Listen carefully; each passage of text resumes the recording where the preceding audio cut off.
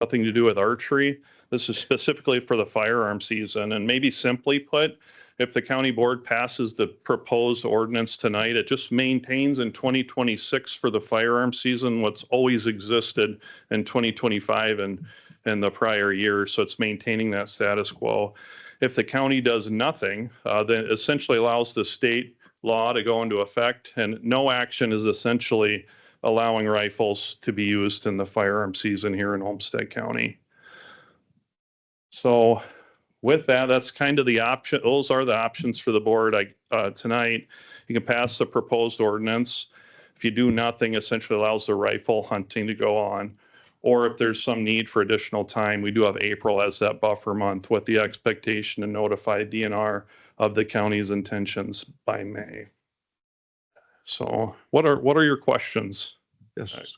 Board, any questions of Mr. Johnson? Actually, Mr. Chair, if I could, the slide reminded me there was this conversation. What are our neighbors doing? So we have been trying to stay into contact with our neighbors. And one thing I'll point out, these decisions are being made on day-to-day basis, and some county boards may have met and made decisions that we're not aware of.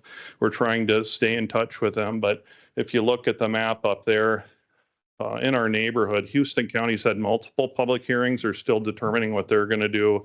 You can see the counties in green. Green means rifle, green light for rifle, and red means they're pursuing a shotgun ordinance, and the dash line means leaning that way. So we kind of at a glance see, and most of the counties surrounding us that have made their decision are leaning toward, or they're moving towards allowing rifles in their area, with Steele, Dodge, and Houston still working through what the options are. So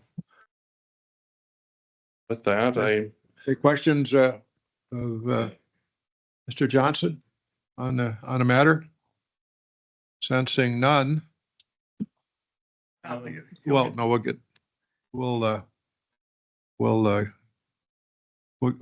to that in your comments if you have any. Any questions amongst the board of Mr. Johnson? If not, I thank you, and we'll proceed. Is there a motion to open a public hearing? So moved. Second. There's a motion and a second. I must ask, is Commissioner Hopkins online? I should explain to the audience. Commissioner Hopkins is up here. He's in Pennsylvania dealing with a family matter. We're not sure if he can hear.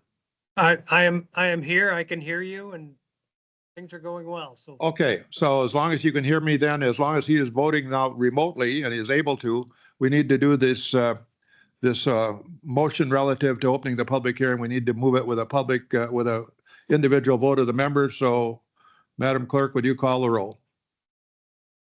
Commissioner Tyne. aye. Commissioner Wright. Aye. Commissioner Mueller. Aye. Commissioner Sanjam. Aye. Commissioner Rossman. Aye. Commissioner Podolsky Smith. Aye. And Commissioner Hopkins. Aye. Okay, so the public hearing is open. I have a list of 21 individuals, and the rules are such, we've got this little traffic light up here, green, yellow, and red for over the course of 2 minutes, and we would invite you to come forward as I announce your name. As you do, just again, address the county board. It's not to address the audience. Address the county board with your thoughts, so we'll appreciate those thoughts, whatever they are. And so let us start now with Mr. John Mix. John, would you come forward? You're first on the list. And then, by the way, if you're not on this list, when we finish it, I'll call for anyone else that perhaps wants to comment that hasn't already. So would you just please introduce yourself and make your comments? My name is John Mix. I live over in Eota Township. I've hunted Olmsted County my entire life. And I'd just like to speak about a few things about this new law that the state of Minnesota came up with. High-powered rifle center fire bullets used for deer hunting is nothing new in southern Minnesota. It's been going on for 30 years through these Thompson Contender 16-inch barrel, what they call a pistol. It became a pistol, not a rifle, because of the length of the barrel. They've been shooting every crazy Wildcat cartridge, 30-06s, everything hunting down in southern Minnesota. So shooting these rifles is not a new thing for down in southern Minnesota. Also, all winter long, thousands of coyote hunters are firing rounds, shooting at coyotes, doing a fantastic job in Olmsted County, shooting all winter long, trudging through 3 feet of snow and 15 below zero.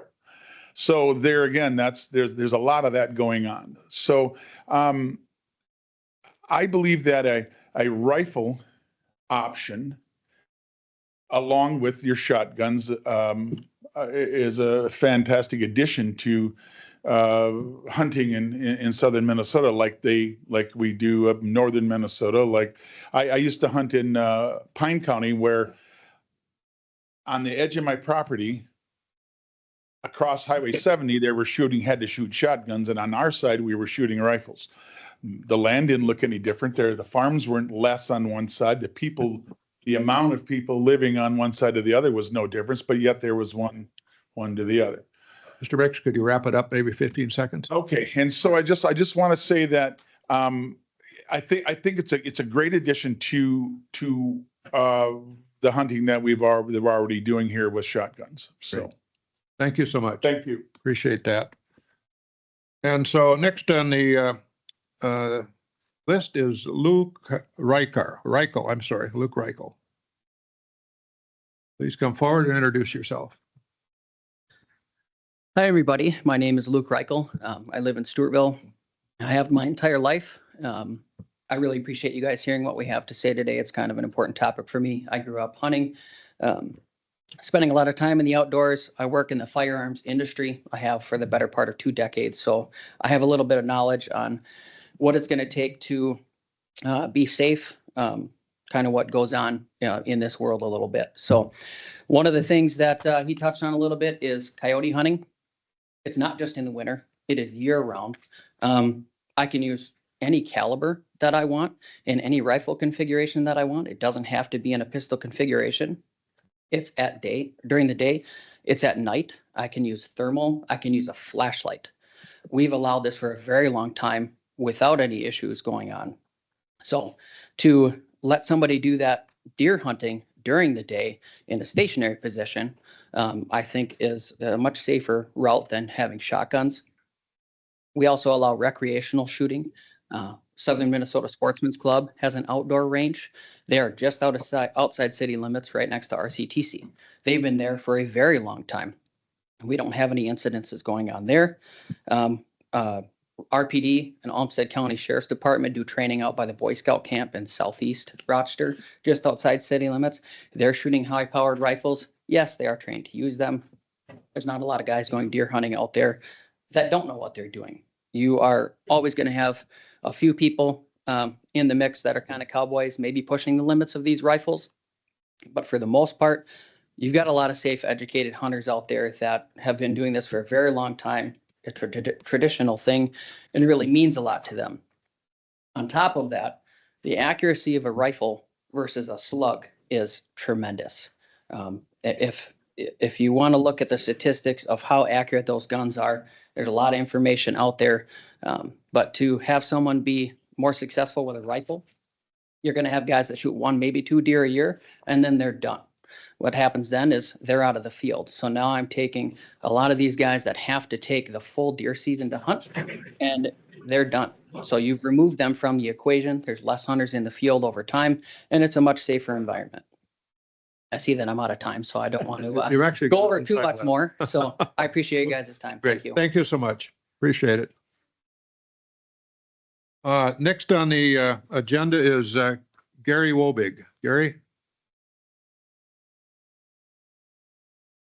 Some might believe Gary Wobig and I played basketball against each other a very, very long time ago. Welcome, Gary. I've got 2 simple questions, and that is, how many of the people here today, Could you pull the microphone just a little short? how many of the people here today are county township landowners of 10 acres or more? Can we have a raise of hands? The Okay. next question is, how many, these are our taxpayers, how many of those people are going to allow rifles on their property? Just to get a specter of what we have here for the audience. So it appears as though most of the folks here are not here to protect their homeowner. The second question, Mr. Nix spoke of hundreds of coyote hunters out there that are shooting high-powered rifles. How many people here have been hit by a high-powered rifle?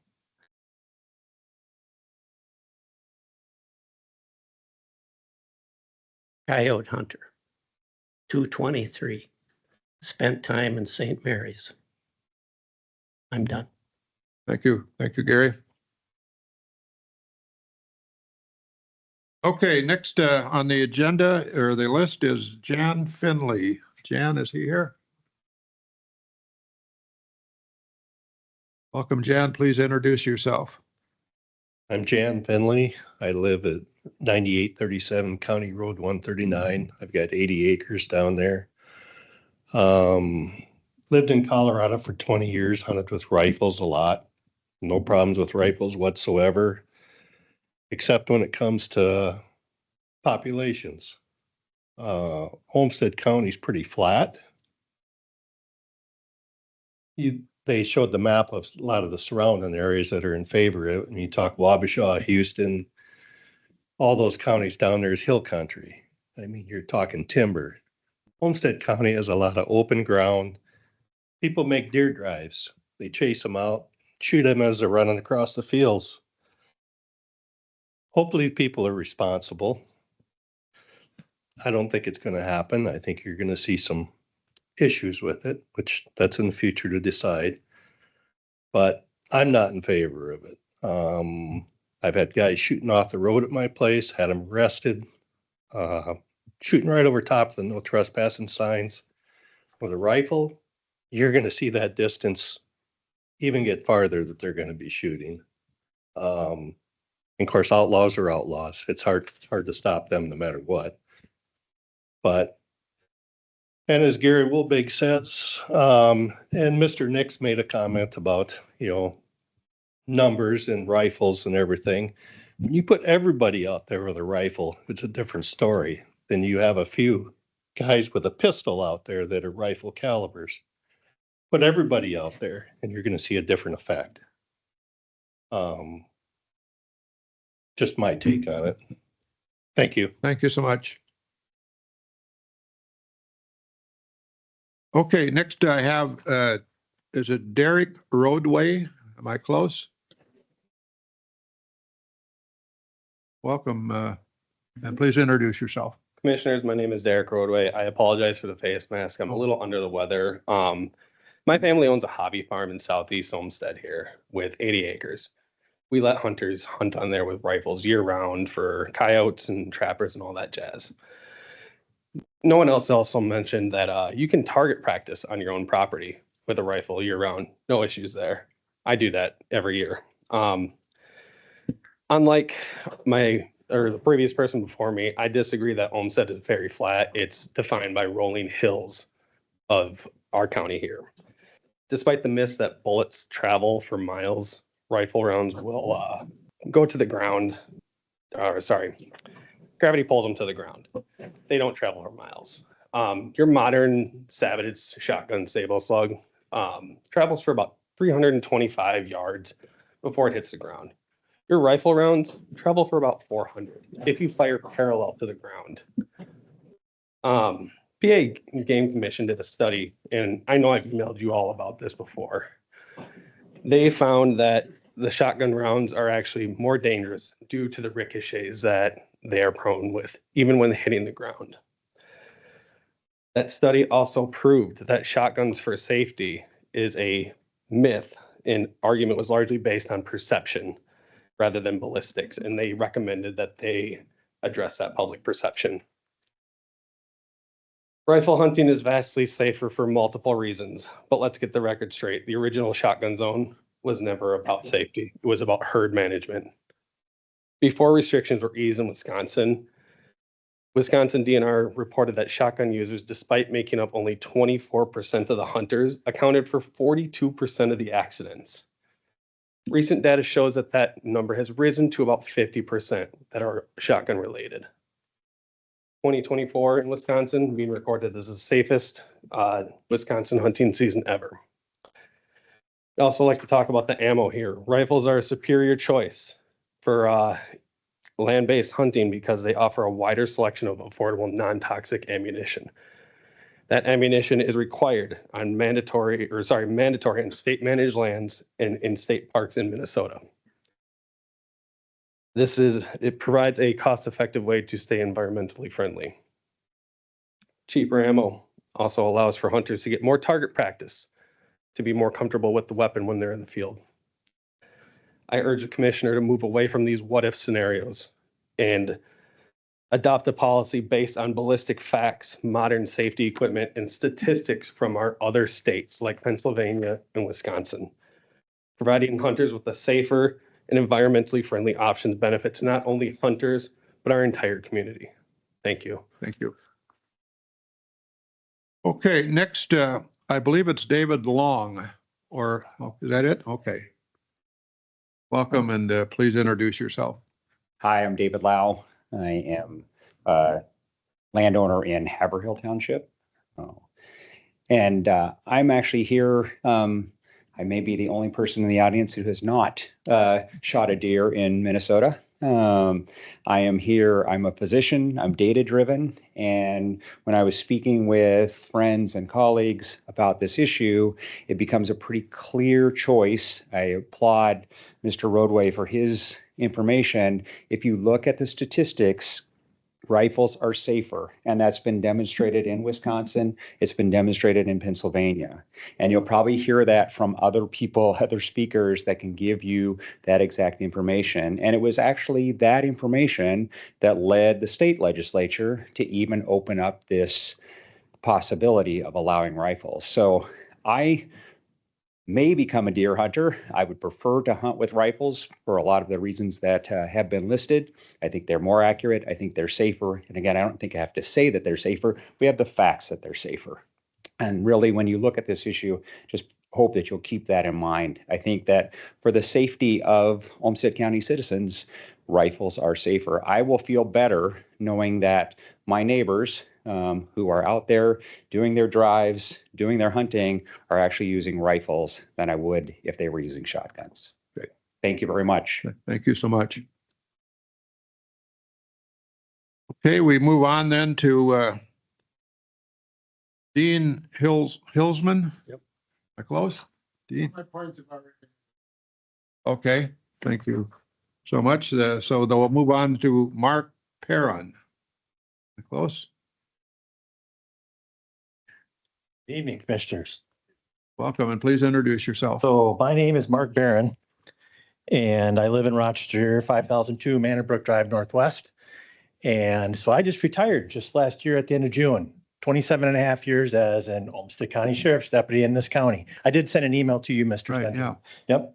And the one thing that I wanted to cover is, if the board's considering restricting an activity that the state of Minnesota is now authorizing, I believe we at least owe it to the citizens of the county to clearly present the specific county level data that supports the restriction. In almost my 30 years here of law enforcement, the most common issue that I dealt with in any hunter, trespassing. That is the most common one that I have gone to. As I sit and talk here now, I can't even remember a call where one hunter shot another hunter type scenario. It just never happened for me. I saw a lot of other stuff, but I just never saw that stuff.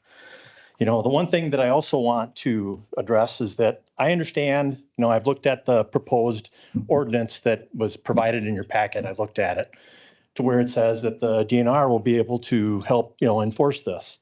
The one thing I want to make sure everybody understands is that when we talk about the DNR, they work multiple counties. And in my, my long career here, many times it's the deputy is the one that's going out to deal with this because the warden is in a different county. And then what does he do? He says, does the county have anybody available to go and deal with this? So it's a county deputy that's going to end up having to carry the weight of, these complaints as they come in. One other area that I really wanted that I think is really important is the fact that you look at a very unique city in Olmsted County, Chatfield. Half of Chatfield is in Olmsted County. The other half is in Fillmore County. And then you have Chatfield Police Department and sitting in the middle of this. Many times in my career, when we've had house fires or something like that, somebody driving down I-90 or somebody driving down some road and they see a house fire, can you imagine how difficult it is when you have all these different agencies trying to figure out where the heck that this house fire is happening? Or if we have a crime reported of figuring out, is this in Olmsted County? Is this in Fillmore County? It is very complex. So to wrap this up, I just want to say that rather than, the board act on speculation, I encourage the board to allow the season to go through in November. It's roughly like 20 days that we're debating here today. To let it go through, to let it proceed, and then in January, you can take up the matter. You can call whoever, since the sheriff, the current seated sheriff, my former boss is sitting in here. He's retiring, God bless him. But there's going to be a new sheriff. You can call the new sheriff in here. We have a fancy computer in the law that keeps track of every police call that happens in this county, every fire call, every ambulance call, or every first responder call. And you can, run over the data. How many issues with hunters hunting with rifles happened in 2026? And then you can make an educated decision based on the data. Do we have a problem in Olmsted County or do we not? That's what I am asking. But I appreciate your time. Thank you very much. You ran a red light. I'll give you a break. All right. So next, moving on to Mr. Brian Todd. Mr. Todd, are you here? Welcome. Please introduce yourself. Brian Todd, I'm a supervisor for Quincy Township in Olmsted County. Two questions, or first a comment is, I get where some of this is coming from with the population of the townships around Rochester. Quincy is in the rural, we border Winona County. We're going to have neighbors shooting rifles and we're going to be sitting on the other side of the fence, and especially my property line is the Winona-Olmsted County line. I'm going to be watching my neighbors hunt over their rifles and I'm going to be sitting at my place with a shotgun. Okay, the question I got, and this is for your lawyer, being that this is going to be an ordinance, I was always understanding townships cannot be more restrictive than the county, or can't be less restrictive the county, but they can be more. So does that mean that we could pass an ordinance in Quincy Township outlawing shotguns during the firearm season? You mean rifles? That's my question. Would that, there could be a can of worms opening up if you have the wrong township supervisors that don't want hunting in their township. They could maybe ban it being more restrictive than the county ordinance. So it wouldn't apply to deer hunting because the state statute gives the counties the authority to choose firearms different than what the state law says. And the less restrictive, inconsistent regulation you're talking about has mostly to do with land use, not hunting. okay, so but an ordinance, we can be more restrictive but not less. But it just, right. It's not, that falls under, because it's hunting, it doesn't fall in that category? That's right. Townships don't have the authority to regulate hunting. But the county does? Correct. Okay, thank you. That's all I got. Thank you, Mr. Todd. Moving on then to Mr. J. Harguth. Close, okay. Welcome, and please introduce yourself. I'm Jay Harguth. I live in St. Charles, of course, the bordering county line, Winona and Olmsted County. And I hunt in both counties currently. And I'm in favor of the rifle. I've been a firearm safety instructor for 25 years. And I believe it all gets down to the safety factor of the way these kids are taught and their parents, of course, also. Most hunters, of course, are very ethical. And I did bring one of those books along that the gentleman at the very beginning mentioned about the rules and that. And I'm sure you guys have all seen this, the synopsis with all the rules for hunting, trapping. And of course, I'm sure that there's some people that are worried about Olmsted County because of the city of Rochester. But that's just not Olmsted County. That's the city of Rochester. Olmsted County, of course, is a large, very large county. And of course, with the 500-foot where you can't shoot by building sites anyway, besides in the city limits of any town in the area, I really don't see where there's a safety factor there that we don't already have in stipulations in the rules. And I guess with that, that's what I have to offer right now. Besides the conservation officers, of course, your counties are set up in zones for hunting. Boy, that would be a very bad deal for them guys if you don't pass it into the rifle hunting, because they'd never be able to control it, for one thing. And then the deputies, of course, would get called on a lot more. Thank you for your time. Thank you so much. Thank you. Moving on then to Mr. John Johnson. Mr. John Johnson. There he is. All familiar face. Yeah, thank you. Thank you, Board, for having me. John Johnson, Haverhill Township resident, and I'm a Haverhill Township supervisor. Now, Dave, you may remember this a couple of years ago. I think we took a poll at Olmsted County Township officers at one of our monthly association meetings, and that's made up primarily of large landowners in Olmsted County. And the poll was, how do you feel about rifle, shotgun? And we took a vote on it, and it was almost 100% against the rifle hunting. These landowners didn't want it. The follow-up question was, well, would you let people on your land with rifles? The answer was no. Now, maybe it's perceived, I don't know, but I wonder too if people into the deer hunting with the rifles, if they're not going to limit access for themselves to a lot of parcels of land. Personally, on my land, I probably would not allow rifle hunters there. Next question I'd have is, why are we doing this? Why? I haven't really talked to any deer hunters that have said, geez, I wish I had a rifle. I could shoot more deer.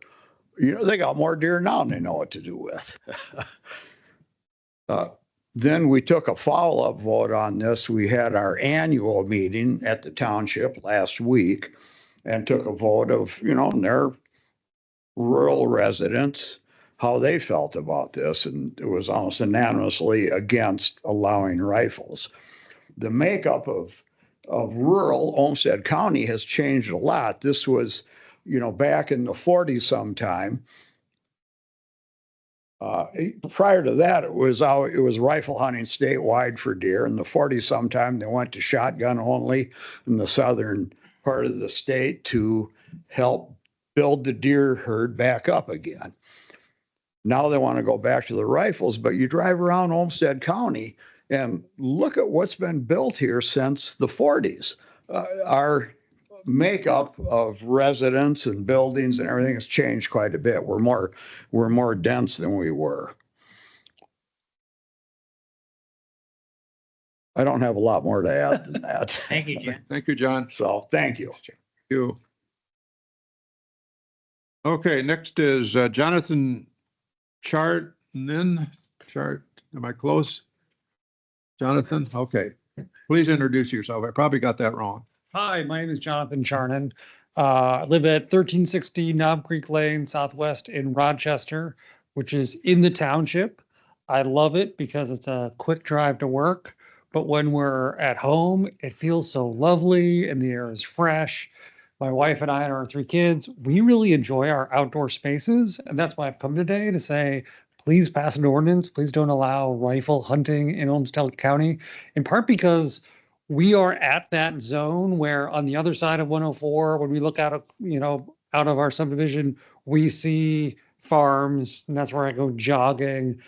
It's not uncommon for me to hear gunfire, but I don't worry about it too much because I've got a good judge of the distance, and I don't worry about it too much. I think that this will make me worry more if there's rifle hunting in Olmsted County. And as somebody who is passionate about using our outdoor spaces, we walk our dogs all the time, do a lot outdoors. I just feel like I'd like to represent the people who want to use our outdoor space, but worry about when we hear the gunfire, do we need to duck? And I feel if there are higher power weapons, that's going to cause anxiety for me. Thank you very much. Great. Thank you. Moving on then to Mr. Brad Lewis.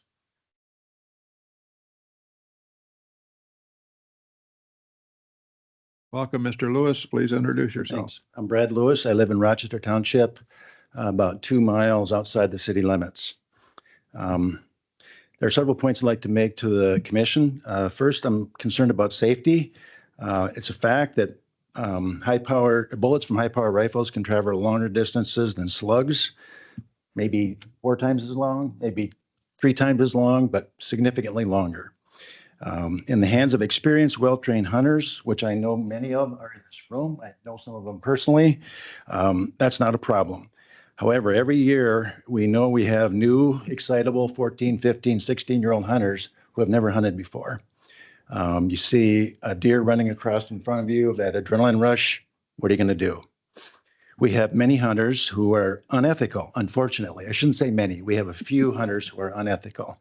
And we know that because every year hunting deer over bait is a problem. We see it, we hear about it, we read about it in the papers. We know it's not ethical, but it still happens. If we also know there are unsafe hunting types, specifically deer drives. In rural Rochester Township, a group of hunters can push a woodlot to force the deer out of the woodlot with shotguns. With hunters on the other side of the woods, they'll shoot with shotguns. The shotgun shells don't go very far. With rifles, they can go much farther, especially on moving targets where we're not sure exactly where they're aiming. In all of these examples, bullets can travel more than half a mile, causing more problems. The deer population in Olmsted County and parts of southeast Minnesota, we know they're overpopulated, but the type of weapon used for hunting is not the limiting factor in how many deer are harvested. Development in townships has increased and created hundreds of 5 to 40 acre sanctuaries where no or very limited hunting is allowed. Access to private land is the primary limit to deer harvest in this area. Human population is the other factor I'm concerned about. Olmsted County is not divided into cities and sparsely populated ag land. There are many large lot developments on 2 to 5 acres, as well as small acreages on 10 to 40 acres. I have 6 neighbors on 5 to 40 acres within a half a mile of me, and a bullet shot from any of those could hit my house. Could you wrap it up in a few seconds? So rifle hunting is just not compatible, in my opinion, with the type of development we have in Rochester Township or Olmsted County. Thank you very much. Next, is it Anthony Newman, Chatfield? Welcome to the Commissioner, thank board, you. and please introduce. Yes, I do live in the other side of Chatfield, which is in Olmsted County. I would just encourage you, commissioners, to make the decision based on data. And simply put, rifle hunting is safer. Let me give you a little bit of background and history. There used to be 13 states that prohibited deer hunting with rifles. Because of the safety data, which is crystal clear, there are a lot of opinions out there. There are a lot of different politics out there. When it comes to the data, there's not a lot of opinion. It's really clear. There were 13 states in favor of banning rifle hunting with all the scenarios that have already been shared. There are now only 2. There's one reason it's much safer. It's simply that clear. Some statistics were showing that 24% of the are in Wisconsin, 24% of the deer hunters use shotgun, yet they disproportionately accounted for 42% of the incidences. When this data started coming out, that started an avalanche of states reviewing their own safety data and then repealing the shotgun only deer hunting, particularly in the more densely populated areas. And it's precisely for this. What you aim at with a rifle is what you hit. I've hunted a lot with shotgun. That is not true with shotgun. Shotgun hunters will shoot multiple projectiles in the air, leaving a lot of them to ricochet and go in areas where you don't know where they're going to end up. That's why it's safer. That's why the data is so crystal clear. So there were 3 states that had shotgun only. Now there's only 2 because Minnesota passed theirs. It's also a bit more ethical because what you shoot at is what you aim. So I would support what others have said. This would be also just a complete separate caveat. It'd be a nightmare of enforcement. This county is going to be surrounded by rifle hunting. Was that in Olmsted? Was that in Fillmore? Was that in? It would be very challenging for all a law enforcement agency. But really, the clear thing is safety, and the data supports that, not opinion. Thank you so very much. Appreciate it. Next then is Matt Prigge.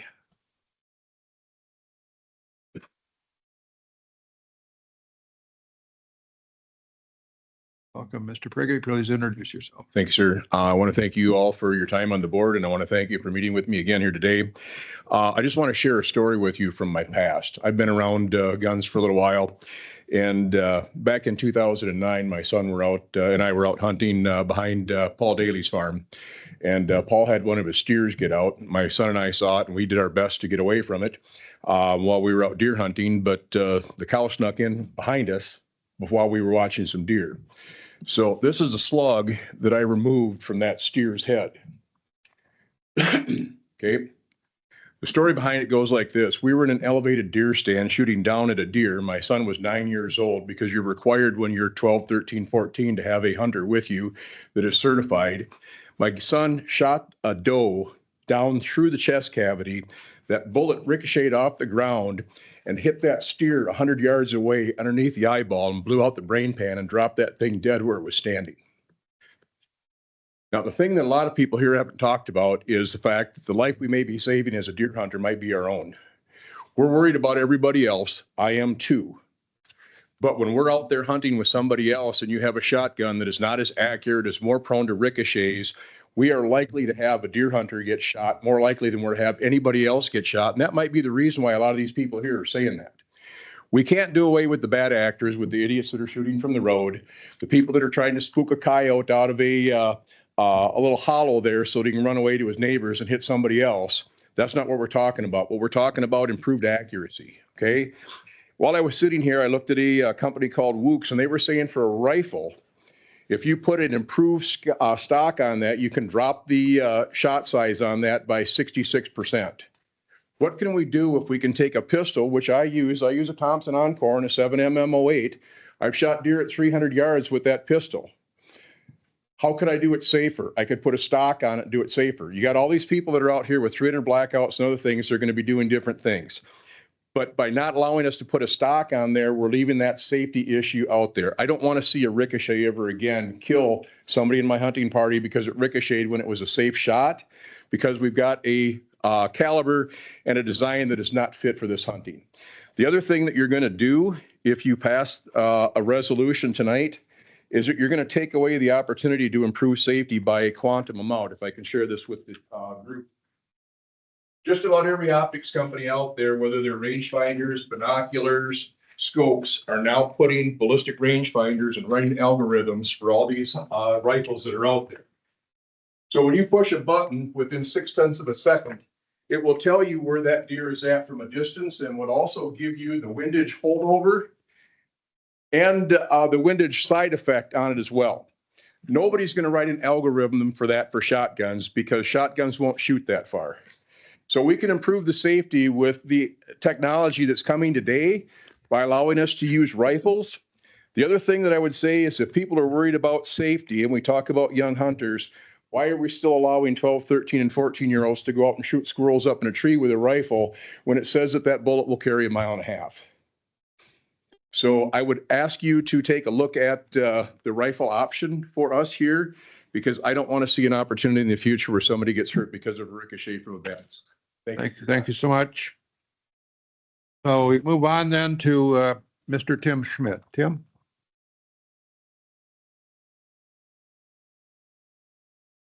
Welcome and please introduce yourself. Good evening, Tim Schmidt, Rochester, Minnesota.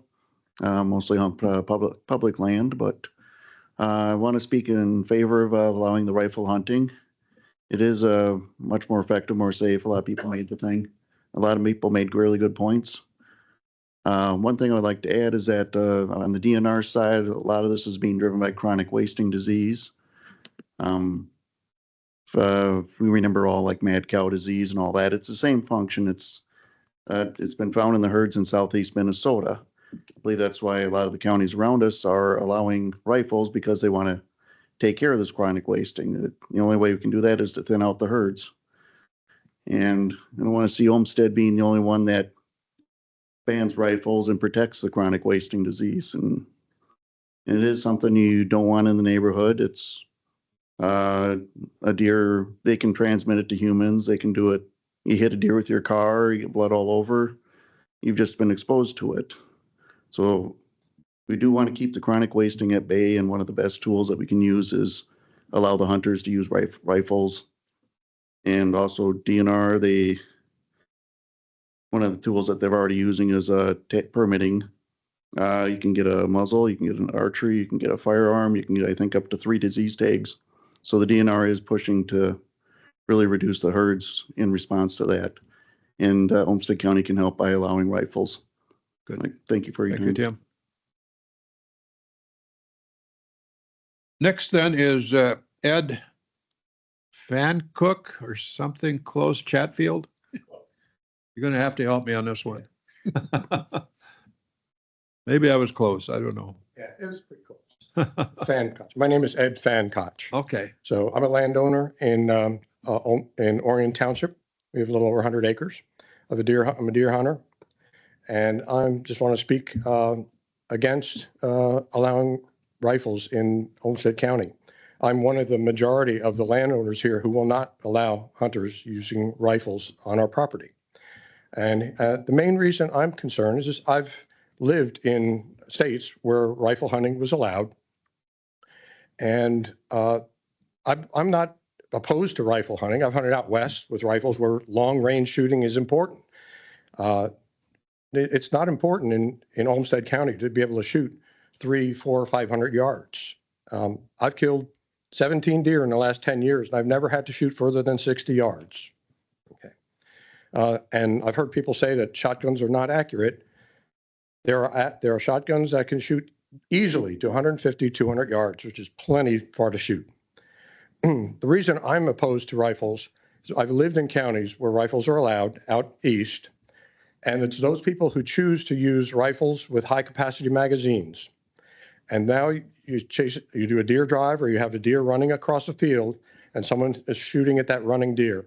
I hear it here in our county, even with shotguns on opening day. I'll hear 3, 4, 5 shots from a shotgun.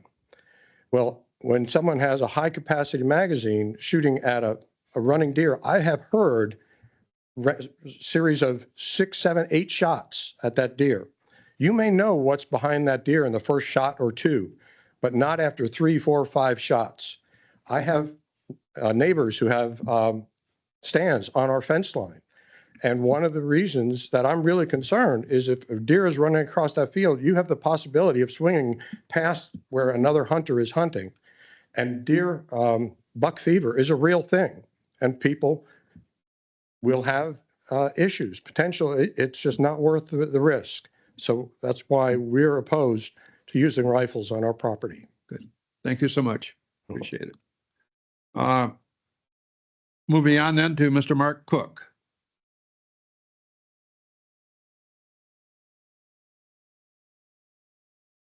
Welcome, Mr. Cook. Please introduce yourself. Thank you. Mark Cook. I live on the north side of Rochester, and I hunt a little west of Stewartville in Olmsted County. I've grown up hunting, been hunting over the last 25 years in Wisconsin and in Minnesota. And I agree, safety is a huge issue with this. yes, rifles can shoot further than shotguns. We know all this data on this stuff, but we have the exact example from Wisconsin to look at. Growing up there, it was shotgun only in the south, rifle in the north, exactly like Minnesota. About 12, 13 years ago, they passed it so that you can use rifle in the entire state. Since then, there has been not an increase, but a decrease in incidents with firearms in Wisconsin. So we have a perfect corollary to look at in terms of safety.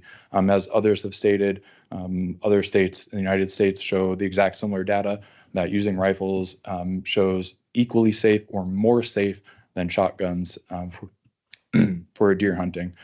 Second reason, the original reason for the shotgun only zone no longer exists. That's been said before. It was originally for deer management. The herds were much smaller in southern Minnesota.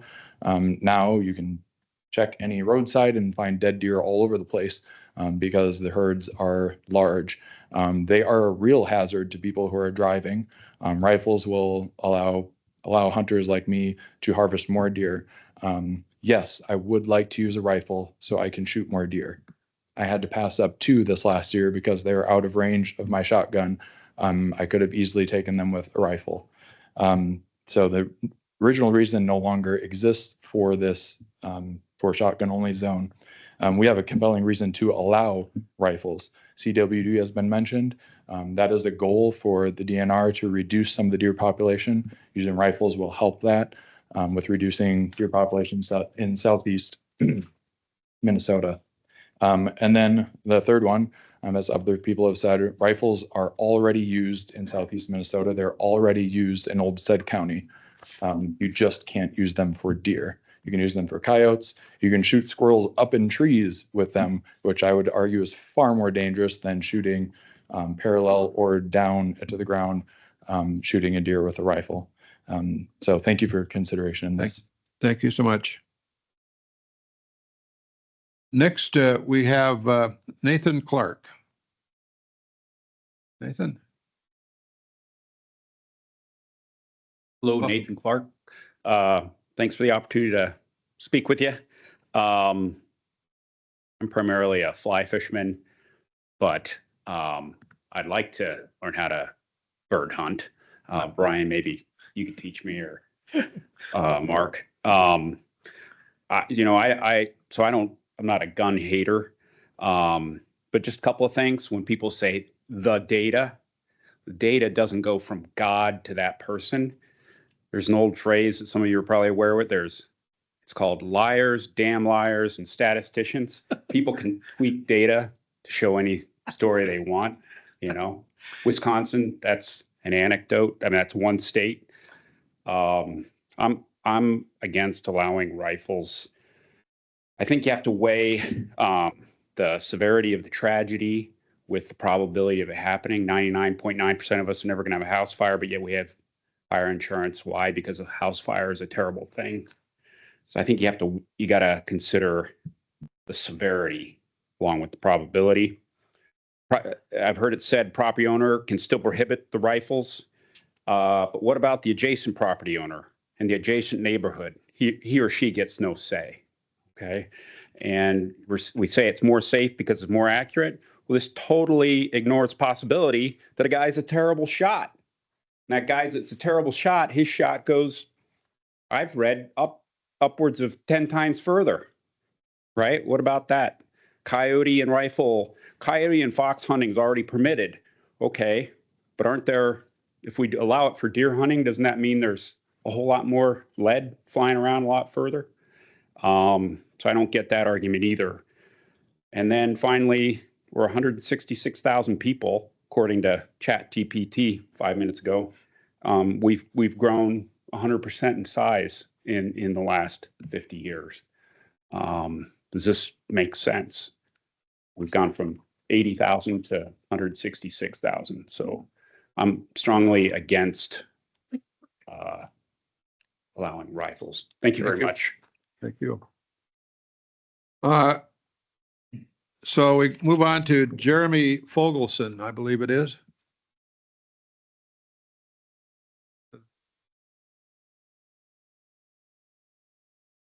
Welcome and please introduce Hi, yourself. Jeremy Fogelson, landowner here in town, or just outside of town, I should say. Thank you for letting us speak. And I'm close neighbors and friends with two people who spoke on the other side. I'm in favor of allowing rifles here. I grew up in Bemidji, although I've lived here for 10 years. And I grew up hunting with rifles, having helped, teach my kids how to hunt on our property now. We do have to pass up deer that are out of range. I've spent many, many dollars trying to buy enough shotgun rounds in order to sight in my shotguns, but they're simply not as good. You can technically get a shotgun to shoot up to 200 yards accurately, but the reality is it's much more difficult. And we're talking pie plate accuracy instead of this.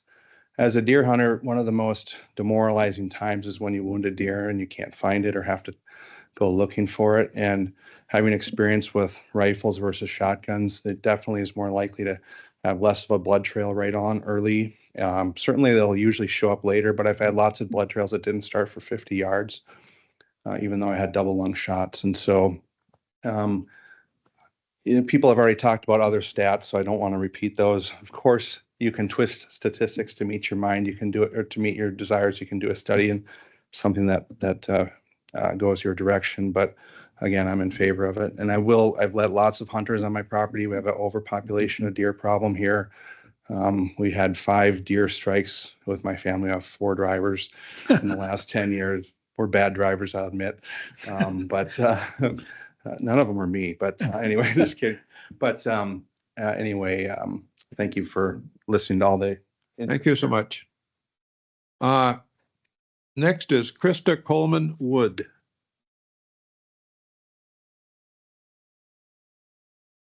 Yes. Hello, I'm Krista Coleman Wood, and this is my husband, Andy Wood. Welcome. He is a landowner outside of Rockdale, 160 acres. I know I'm not the same kind of deer hunters that we've heard from mostly tonight, but I do hunt deer.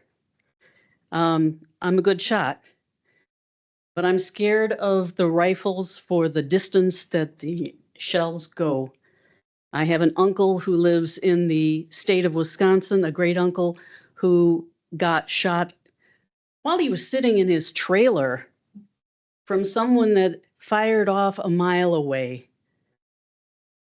One accident is too many, and the distance that those shells go is too far.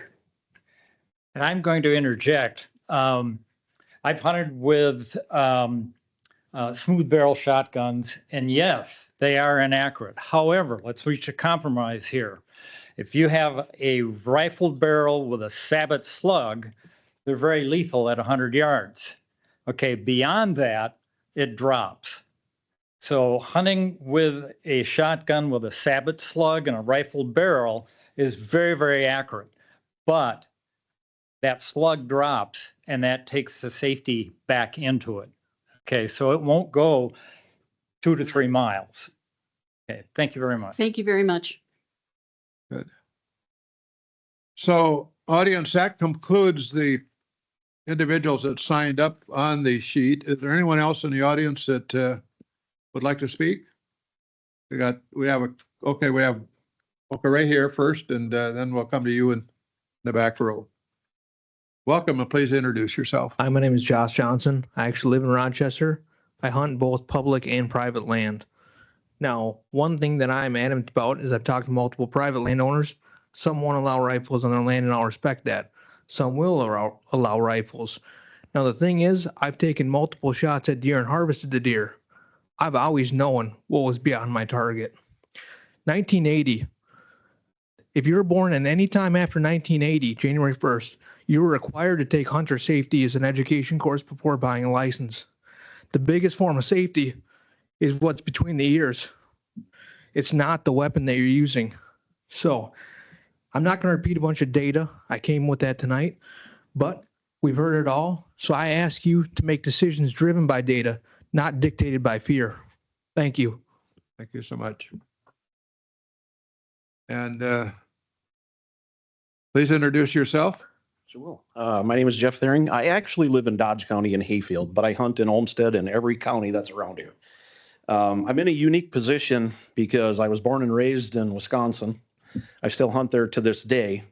13 years ago in 2013, they passed this. I'm one of the very few that have went through all of this before. And I've listened to all the landowners here. This is the same thing I heard 13 years ago. I sat in front of 4 different counties, commissioners, 13 years ago, right around Buffalo County, where I hunt.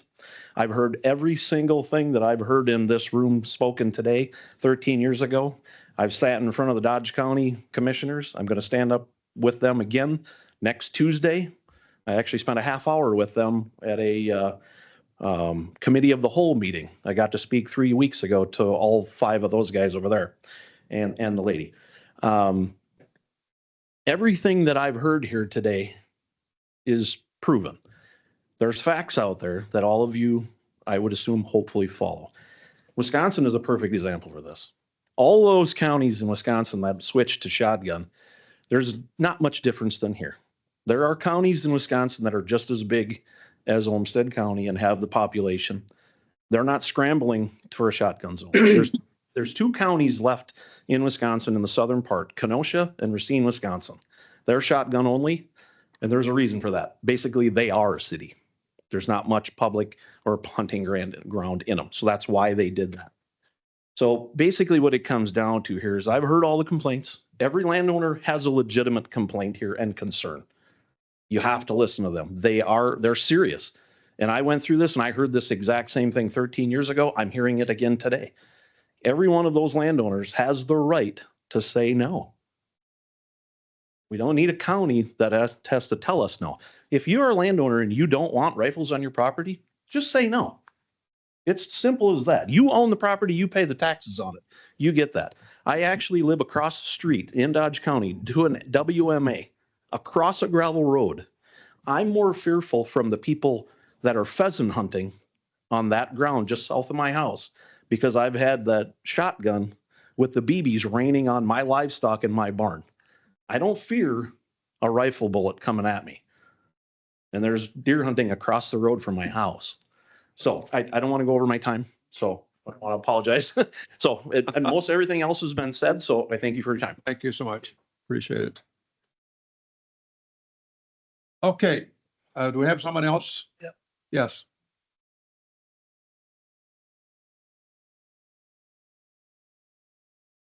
Well, my gracious sakes, Beard. who rises out of the corner? Yep, Guy Coltenoffer. I live up against Oxbow Park. And just to say, I already hunt with rifle caliber firearms. They just don't have stocks on them. And the gentleman who says he was shot with a .223, that's not a high caliber rifle. It's a medium to low caliber rifle. And I'd rather get hit with that than a slug. But I've written this down. You've heard some before, but good evening. I support the new deer season rifle zone in Olmsted because it is practical, evidence-based, and long overdue.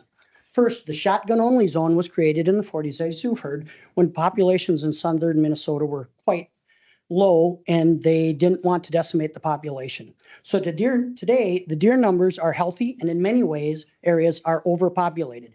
As I said, I'm up against Oxbow Park. I've got a 7-acre field that I've seen upwards of 30 deer out in that field. I let many of the people I know hunt my property just to help them thin out the deer around Oxbow Park. They let bow hunting inside Oxbow Park, and then I help them outside of it. So the Minnesota Department of Natural Resources has repeatedly documented concerns about crop damage, deer vehicle collisions, and disease risks such as chronic wasting disease. Allowing rifles gives hunters a more effective tool to responsibly manage those populations. I have a previous secretary that worked for me years ago. You know, I worked at the Dodge County Highway Department for many years. Her grandson was killed because of a deer strike came through the window of their vehicle. We need to decrease these populations. Second, rifles improve accuracy and ethical harvest. In southern Minnesota, open farmland rifles allow for cleaner, more precise shots at distances where shotgun slugs become unreliable. That means fewer wounded animals and more humane outcomes, which aligns with modern conservation ethics and hunter responsibility.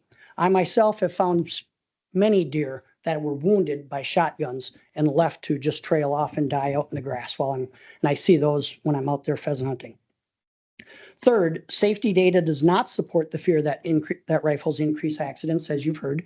States like Wisconsin, many times you've mentioned, they have put through rifles years ago and have seen increase in hunt and have not seen any increase in hunting incidents according to their DNR. In fact, rifles fired from elevated or controlled positions often have a smaller effective danger zone than a shotgun slug, as the gentleman mentioned with the ricochet. Fourth, counties retain, I haven't heard this one, you still retain the ability to opt out of this in the future, as the deputy ones alluded to that, hey, if you see that it becomes a problem in 2026, you can address it later. So in short, the rifle zones update reflects modern science, proven safety records, and ethical hunting practices. It's a smart step forward in wildlife management for hunters and landowners. Good. One thing that I didn't write is all these people saying that rifles have a high distance that they travel. I don't shoot deer at an angle like this. I shoot deer at an angle like this or down. Rifles only have a high trajectory if you're shooting at 45 degrees. Not a lot of deer up in the trees around here. So in a high powered rifle, 30-06 that I already hunt with, your shotgun will travel 300-400 yards before it hits the dirt. Rifle, 500 to 600 yards before it hits dirt. It's not a big difference. Good. Thank you. Thank you. Okay, okay, I won't say last call, but okay, we've got. Real quick, how's it going? Commissioners, thanks for the Yeah. time. Sam Byers out of Chatfield. Real quick, I hunt with a 13-inch AR-10 308. It's 3 inches shorter than a 16-inch standard rifle. And as a disabled veteran, it'd make me safer if I could hunt with a rifle. Thank you. Good. Thank you so much. And next, please introduce yourself. Good evening. My name is Christopher Clark, Rochester resident, lifetime hunter. Just wanted to add a couple points here. Mr. Johnson, I think, was over here that he asked you guys why are we here? We're discussing this tonight. It seems plausible that the gun lobby saw a gap in the map on the state of Minnesota and said we can sell a lot more rifles there. I gotta believe that's a very good possibility. That is why this legislation came forward to the state of Minnesota. I also don't think it'd be out of line to suggest that some of this lobbying, maybe for rifles, is to further kill more deer in the state of Minnesota. I'm not sure if that could be coming from vehicle insurance companies that are trying to kill more deer. There was an attempt to curb the CWD, chronic wasting disease, that's essentially been lost with the DNR in the last several years. And maybe this is a reason that they're going to forfeit those efforts for that. And this will be a way to extend the range, which many people have just talked about. The one gentleman said he had to pass up 2 deer because they're out of his range. Well, I think we all should be stewards of nature also, and stewards of our deer herd. There's many opportunities in Olmsted County to kill deer already.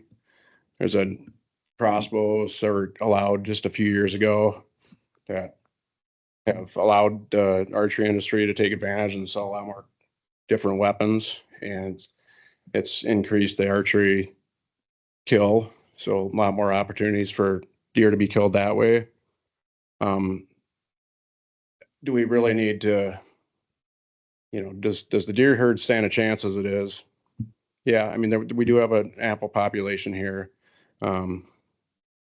Is the shotgun season that we have right now, is it really limiting the hunter's opportunity to kill deer? Another suggestion I want to make is that the way it's been set up in Southeast Minnesota for as long as I've lived is there's 2 seasons, an A season and a B season. Possibly a compromise, if you guys are considering passing something, is, and I'm not sure if it's possible legally, to allow rifles for or shotgun only for the first season, the first week, maybe until November 15th. And maybe the second season, you allow rifles. I'm just looking for ways to protect the herd a little bit, and protect the numbers of the deer I see in the woods when I'm hunting. Thank you. Thank you very much. Okay, is there anyone else in the audience that wishes to speak to this matter? in the back. Yes, we have an individual in the back.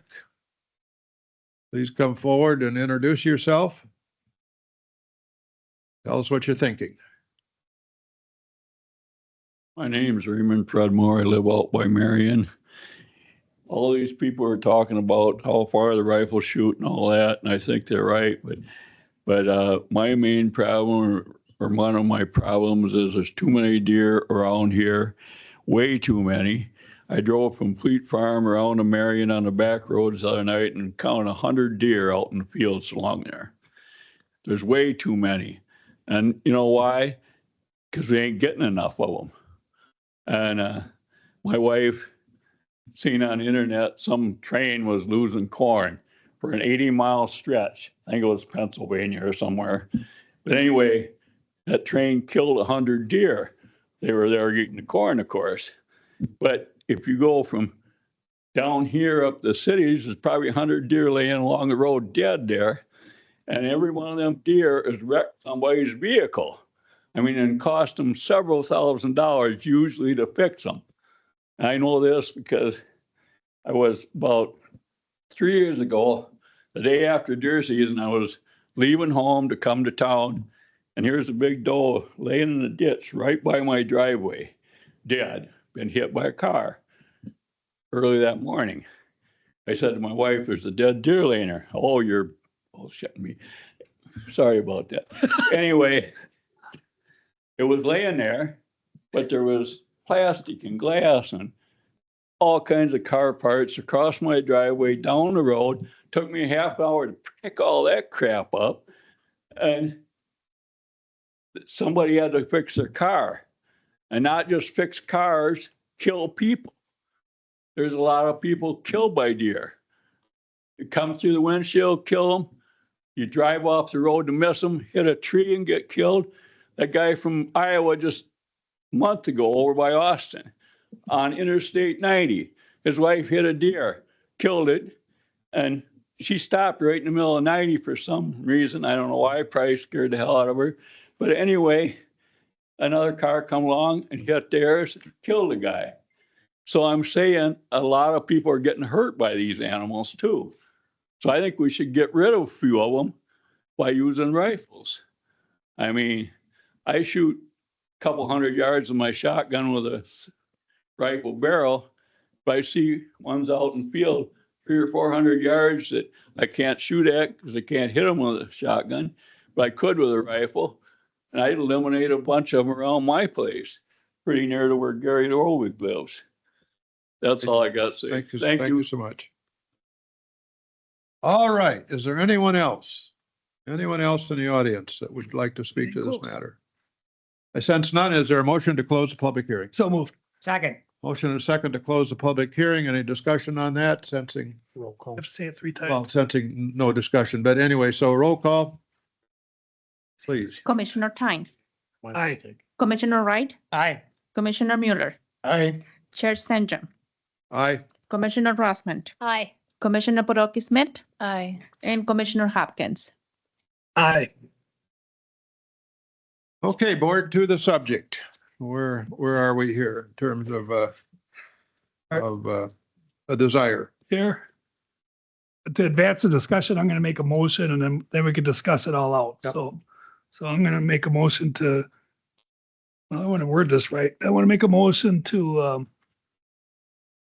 We have a motion, or we have a resolution prepared on page 4. okay, I'll make a motion to approve the resolution to maintain a shotgun zone. Second. Now we Okay, can we have a discuss. motion and a second. Board, any discussion? I'll start with the discussion then. sure. Okay. Well, first, I want to commend everybody. I've received dozens of emails and you guys, I think there's 28 or more commenters up here, and every one of you guys was very reasonable and passionate and respectful. And so I just want to commend you, because it's not very often that we get, first of all, it's not very often we get this big of a crowd. But second of all, when we do get a big crowd like this and there are strong opinions on both sides, that people are not as well behaved and respectful of each other as you guys were. So I really appreciate that. that's great. Okay. And I also want to say that I think you guys were on both sides of the position very honest. Nobody's making up stuff. You just have different perspectives. And I honestly believe that every one of you people out there with a rifle would be a very safe hunter because you're smart, you're experienced, and you understand the danger of the weapon in your hand. So you make good decisions with that rifle. What I'm concerned about is you're probably the majority, but you're not 100% of the people out there in the woods.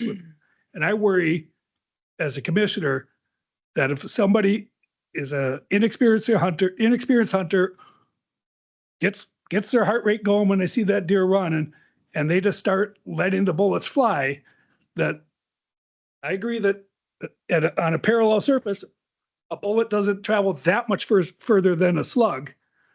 But if you're shooting up on that knoll because you're not a good decision maker or you're an inexperienced hunter, that bullet goes a lot further than a slug. And so I worry about what's on the other side for that unsuspecting person that may be damaged by that poor decision maker.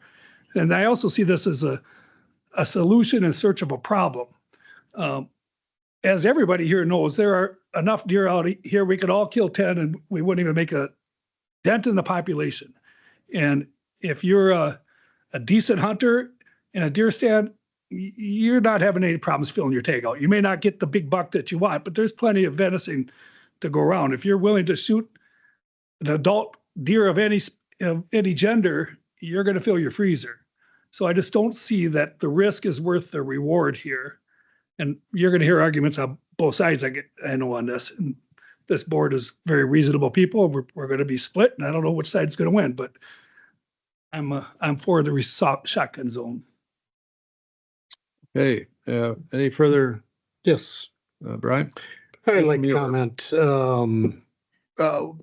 Obviously, with the overpopulation of deer, the chances of injury or serious injury from a car versus vehicle versus deer accident is very realistic. In all reality, rifles are way more accurate than shotguns. You can try to tell me different. I've shot them both. Rifles are more accurate, period. The reality is the landowner is the one that gets to make this decision as far as what they're going to do on the land. You've got some long areas where you could make a longer shot, 300, 400 yards. One area of property that I own could allow rifle, or shotgun for sure. We have in the past, but now we're where we just want bow. So, but a former deputy that I knew who would hunt on our property, if he were to come out to this property wanting to use a rifle, I wouldn't give it a second thought. There's professionally trained people out here shooting. The probability of a random cartridge hitting something, I don't think it's even a reasonable assessment. So I guess that's pretty much all I have. Okay. Oh, one more comment. And then also dealing with most of the counties around that are going rifle. It is going to make it difficult for the DNR. So anyway, that's what I have to say. Further discussion? Commissioner Rossman. Mr. Chairman. Oh, I'm sorry. Commissioner Hopkins. I can go after Commissioner Rossman. Well, she beckoned to you, so she deferred to you. Very good. I would just like to say that, for one thing, Minnesota is surrounded by states that all allow rifle hunting. In fact, most Midwestern, I think every Midwestern state that had shotgun only has repealed those restrictions, except for Minnesota until now. And the reason is pretty straightforward. The deer populations have rebounded. In fact, we're overpopulated. The deer that are around are a nuisance, and they're a real danger on area roads. We all know and have seen deer on the side of the road and, the result from accidents with deer. In fact, in Olmsted County, over the past several years, there have been anywhere from 10 to 40 deer-related accidents per year.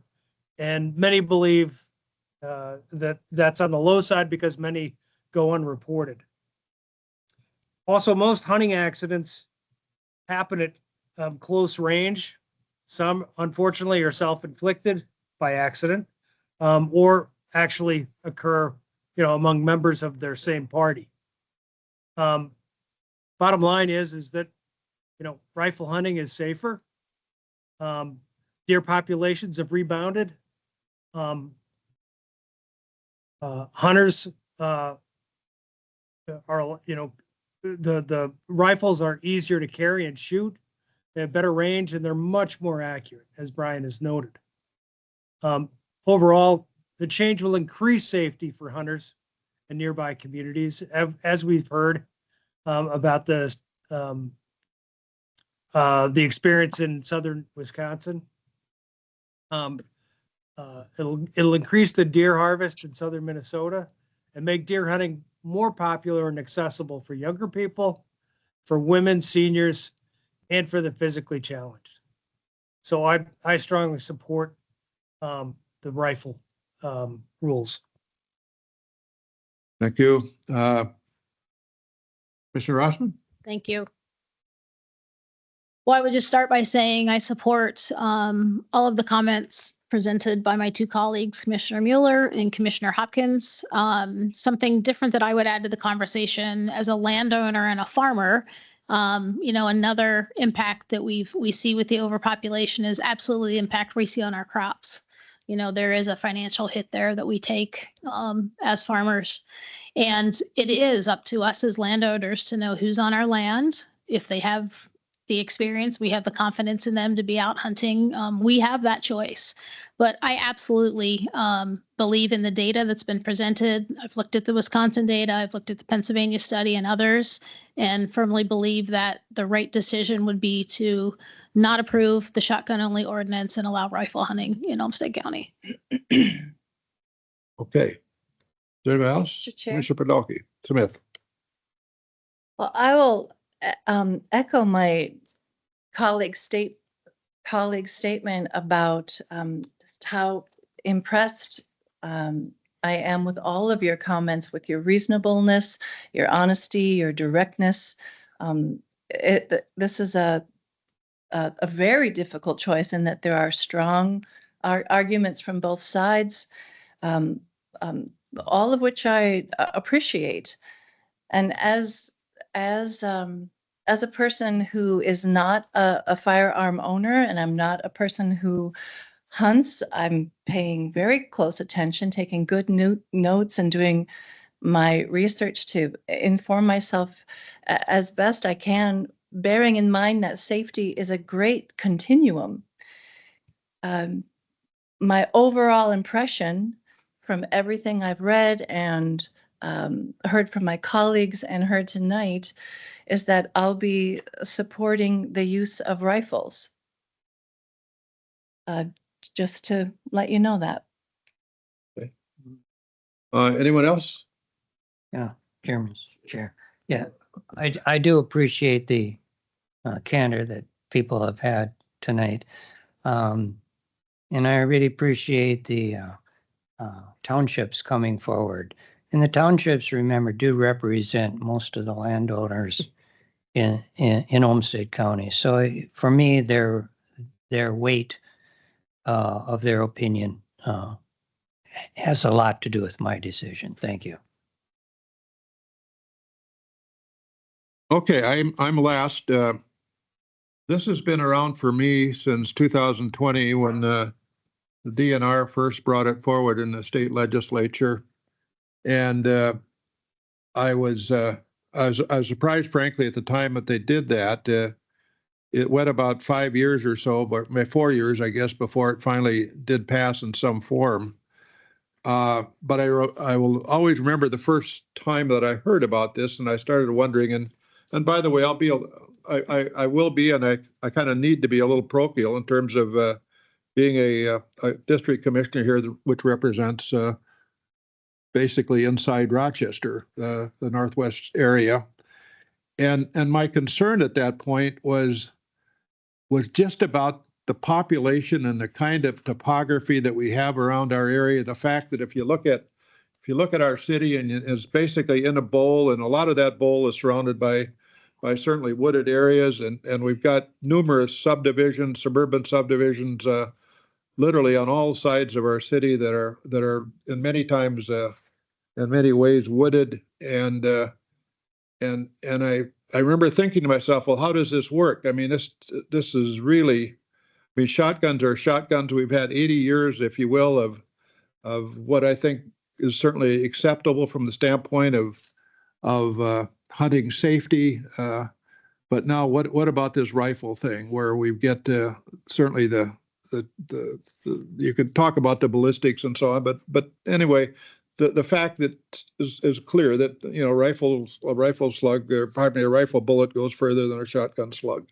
And so what about this risk? And I just keep coming personally down to the personal view that again, someone said it, is it worth it? Is it worth imposing this extra risk, as small as it might be, on a citizenry, if you don't have to? And by the way, I don't think necessarily going to rifles is going to certainly perhaps, you know, end up with more deer. I looked last night, I think about 180,000 deer were taken last year in Minnesota, and so what if it's 190,000, or what if it's even 200,000? Is it going to really affect a lot in the way of car accidents and so on and so forth? And my sense is probably not in a proportional sort of way.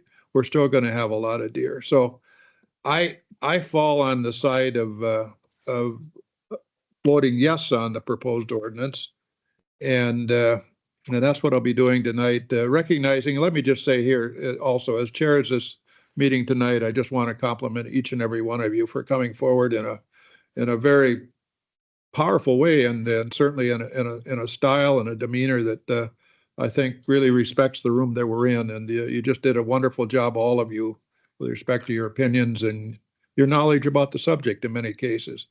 But on a personal basis, and that's the way I have to vote, I just don't think it's worth it from the standpoint of public safety. We don't need it, from my perspective at least, to continue to offer deer hunting within Olmsted County in a safe and sort of thoughtful way. So that's where I'll be on this. And we're at the point now where we've got a motion and a second to adopt the proposed ordinance. And so let's do a roll call vote. Madam Clerk. Commissioner Tyne. Aye. Commissioner Wright. Aye. Commissioner Mueller. Nay. Chair Senjum. Aye. Commissioner Rossman. Nay. Commissioner Podolsky Smith. Nay. And Commissioner Hopkins. Nay. Okay, so the motion as presented was not adopted.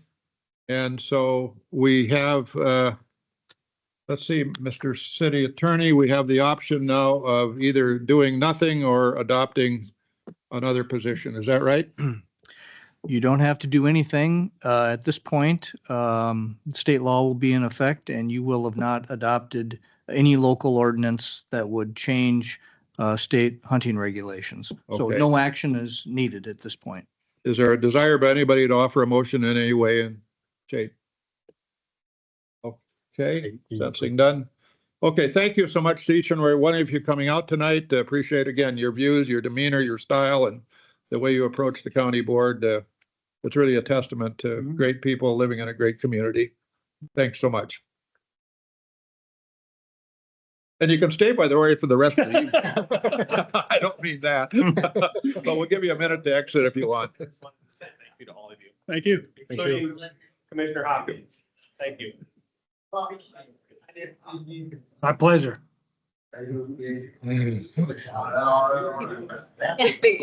You guys revisit this again in a year? Pardon? Yeah, I think briefly we will. That'd be up to a different board. No, meeting? No. It's, Yeah, it'll be coming up. Yeah, I told her I'm never speaking to her again.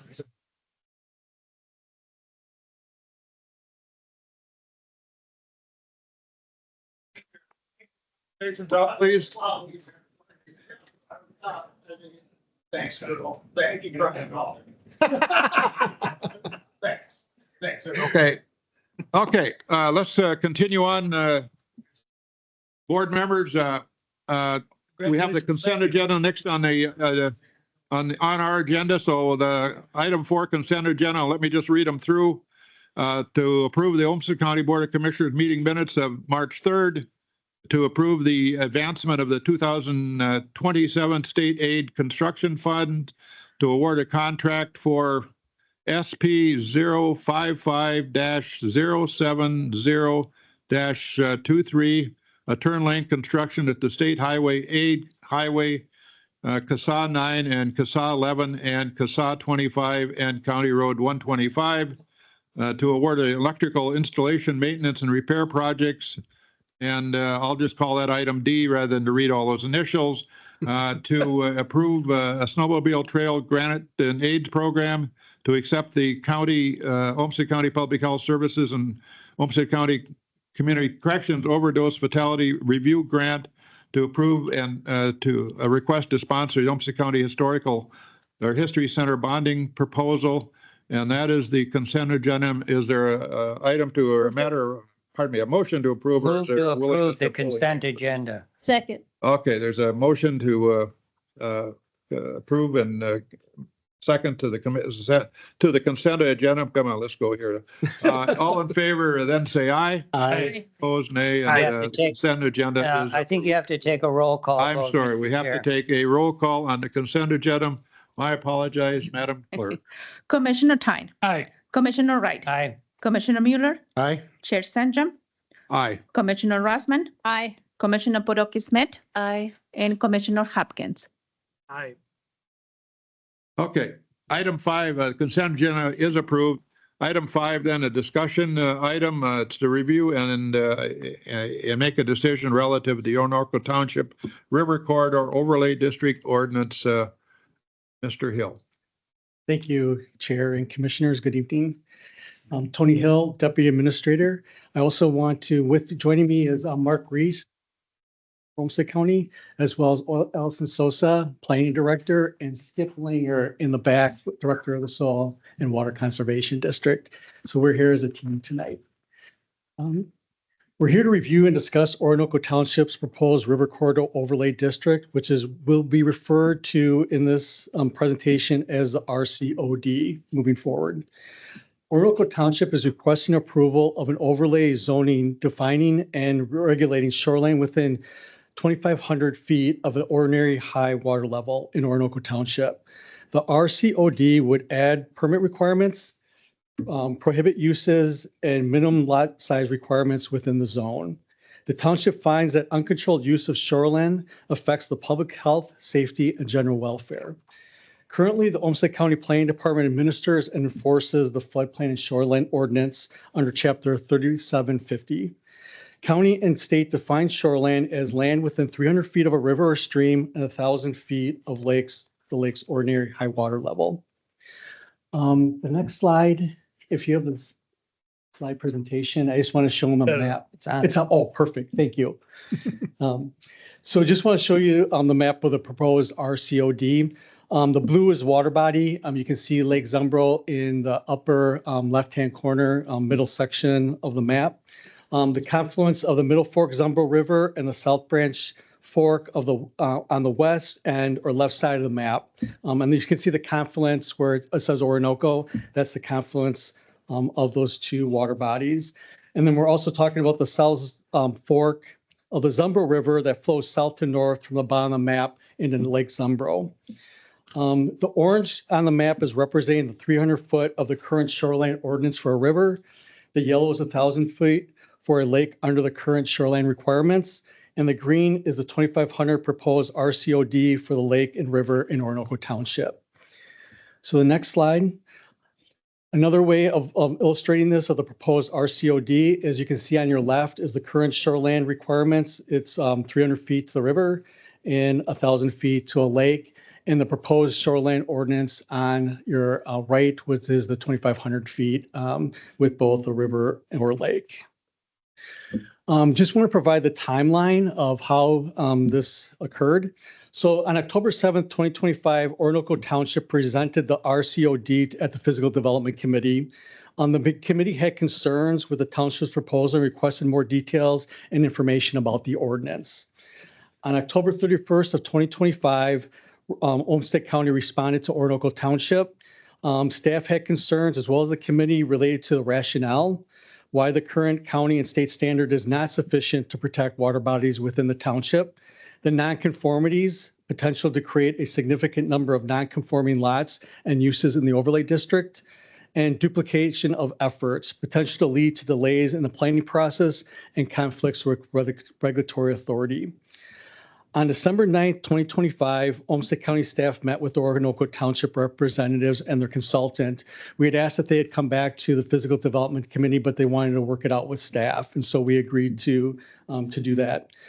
They presented information at the meeting related to the MPCA Zumba River Watershed Total Maximum Daily Load, or TMDL report.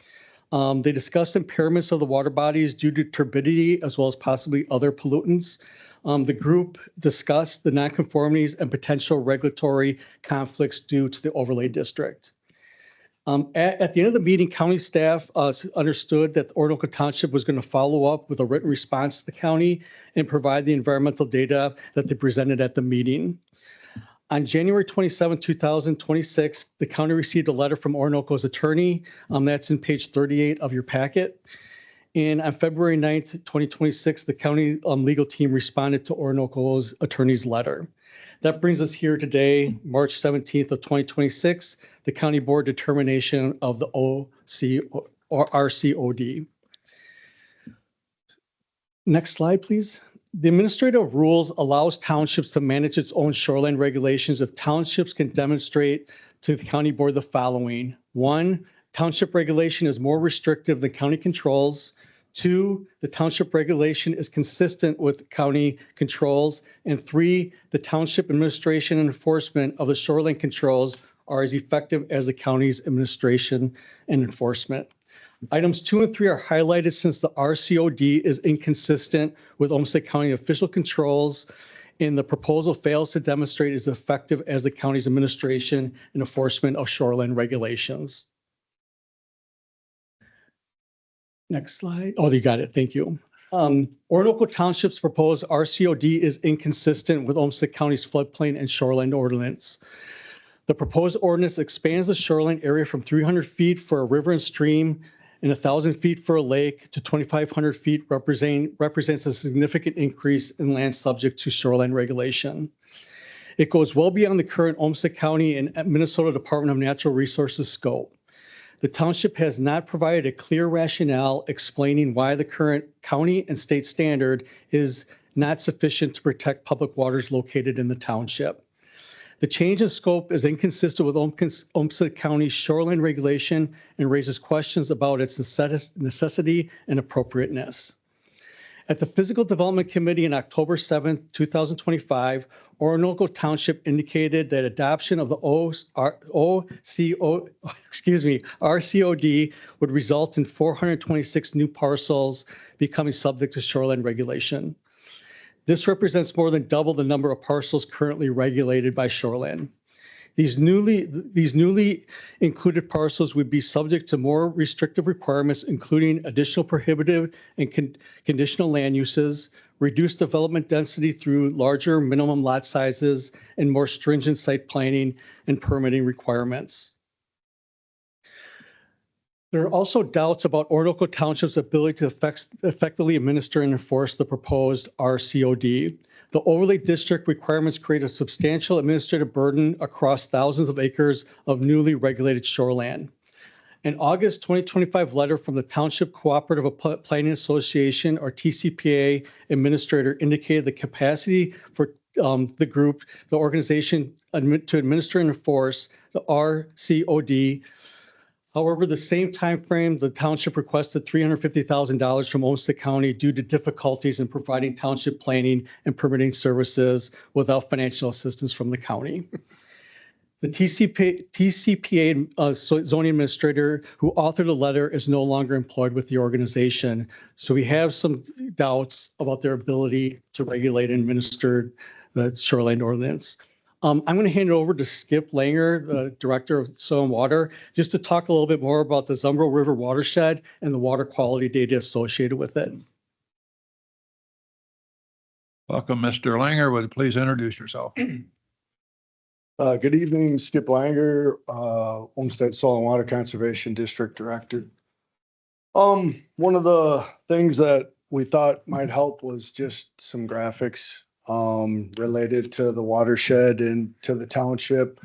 So a township covers approximately 23,040 acres. The area of the watershed that feeds through the lake and would be impacted by this RCOD is about 500,000 acres. So we've done a lot of work as a soil and water conservation district. We were part of the TMDL data capture, I guess. We are part of a water pollutant load monitoring network, and we're also part of the surface water assessment grants, which go out and actually are taking water samples from these water bodies and their tributaries in order to determine really what the water quality is of the water. So just as a comparison, for some of the things that we find, a baseline water sample for something like TSS, total suspended solids, that's the amount of sediment flowing within the water column, could look like 2.2 milligrams per liter. That's in the South Fork that comes out of Rochester. The South Middle Fork, which comes out of that flows through Casson and through Oxbow Park, has a baseline of 2.2 milligrams per liter. And the Middle Fork, which comes through Pine Island, would have a baseline of like 3 to 4 milligrams per liter. Now, during an event, those 500,000 acres, which water runs off of and takes sediment with it at times, can have as high as we've got readings of over 400 milligrams per liter, so nearly 150 to 200 times more sediment flowing in the water columns.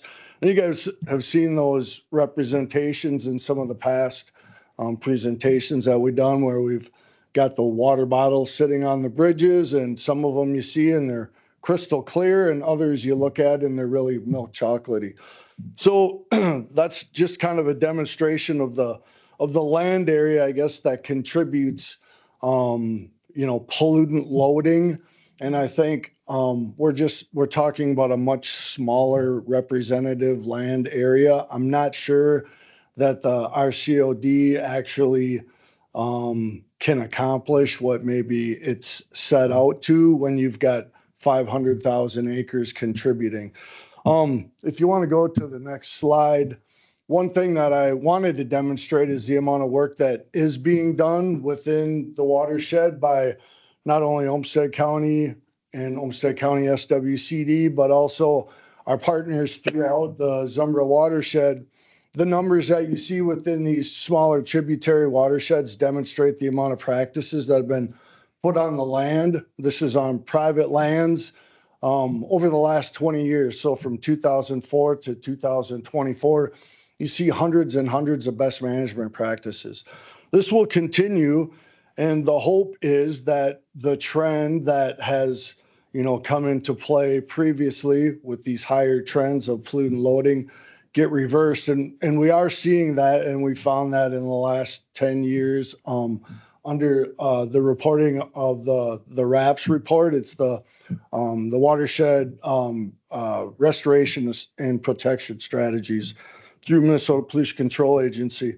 One thing that I would add that becomes a real challenge for implementing best management practices on the landscape and the uplands is that the TMDL and RAPS have found that 39% of the loading into the watershed, into the water comes from the channel itself. So that's historic loading that then resides within the channel.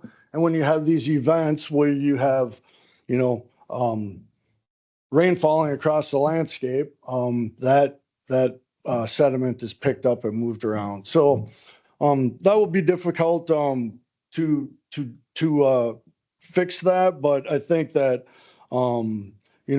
the work up on the landscape is also 60% of the issue, and I think that's where probably our largest reductions can come from in the future. Anyway, that's our last slide, and I think if there's questions related to the presentation, we'll be happy. Mr. Chair. Any questions? Yes. Yeah. Commissioner Wright.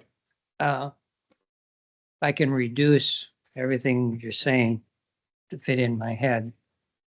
The claim that Orinoco Township is saying that they're being environmentally more responsible by extending the boundary 2,500 really is a spurious argument, because the silting that they're talking about comes from upriver, and Olmsted County, as well as the Zumbro watershed, is working on reducing that silting to protect the lake, not extending the boundaries 2,500 feet. Right. Conservation's voluntary. And so we don't have necessarily it's a prioritized, target, measurable approach. That's what one watershed, one plan is founded in. And so we do use ranking criteria in order to determine where practice should and shouldn't go on the landscape.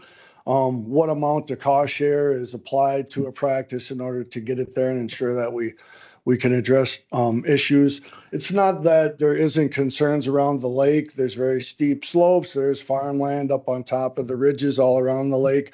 But of course, there's no way to, there's nothing that says that those are places where conservation has to happen unless we get landowners that come forward and are interested in implementing. Thank you. Okay. So I don't know, board, the requested action is to deny the Orinoco Township's proposed river corridor study based on certainly the information tonight that we've gotten. There's a lengthy letter of findings. Hold on a sec, Dave. I'm sorry, Mark. No. So we had requests by the Orinoco attorney. He would like this to be in record, a letter that he sent late this afternoon. Staff haven't had time to review it, but he wants it in public record. And I just want to give it to the clerk and then hand each one copy of their letter. Okay. Sure. That's without objection. So then going back, the requested action is to deny the proposed river corridor overlay. Thank you. As brought forward by the Orinoco Township. The resolution to that effect is on page 63. And the findings are largely in the data presented tonight and a letter by Assistant County Attorney Reese, page 34, 35, and 36, which is very extensive and very thorough and very well done. Thank you. I'll make a motion to deny the Orinoco Township's River Corridor Overlay District Ordinance. Okay. Second. Okay. And could I assume that's based on the resolution prepared on page 63? Okay. So there's a motion and a second. Any discussion? Sensing none, roll call vote, Madam Clerk. Commissioner Tyne, Aye. Commissioner Wright, Aye. Commissioner Mueller, Aye. Chair Stanjum, Aye. Commissioner Rossman, Aye. Commissioner Podokis Smith, Aye. and Commissioner Hopkins. Aye. Okay, the motion is to deny, and that passes. Thank you. Thank you. Moving on then to the next item, we have a informational item. We have a presentation from the Olmsted County Olmsted Youth Council members on their trip to Japan. I understand it was to Akita, but maybe I'm wrong.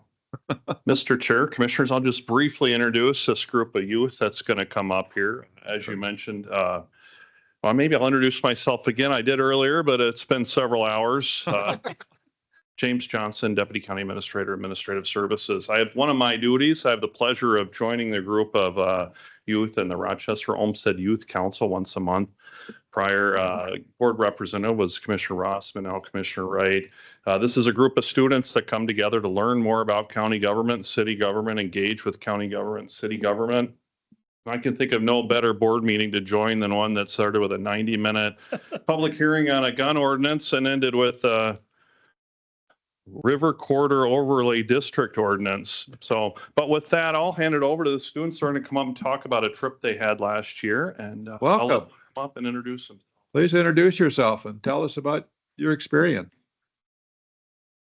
Hi, I'm Zoe, and I'm a sophomore at Century High School. And me and Sam are just coming up here first as kind of a preview to our sister city trip, just to talk a bit about ROIC, our experiences, and how it's like kind of helped us in our other endeavors.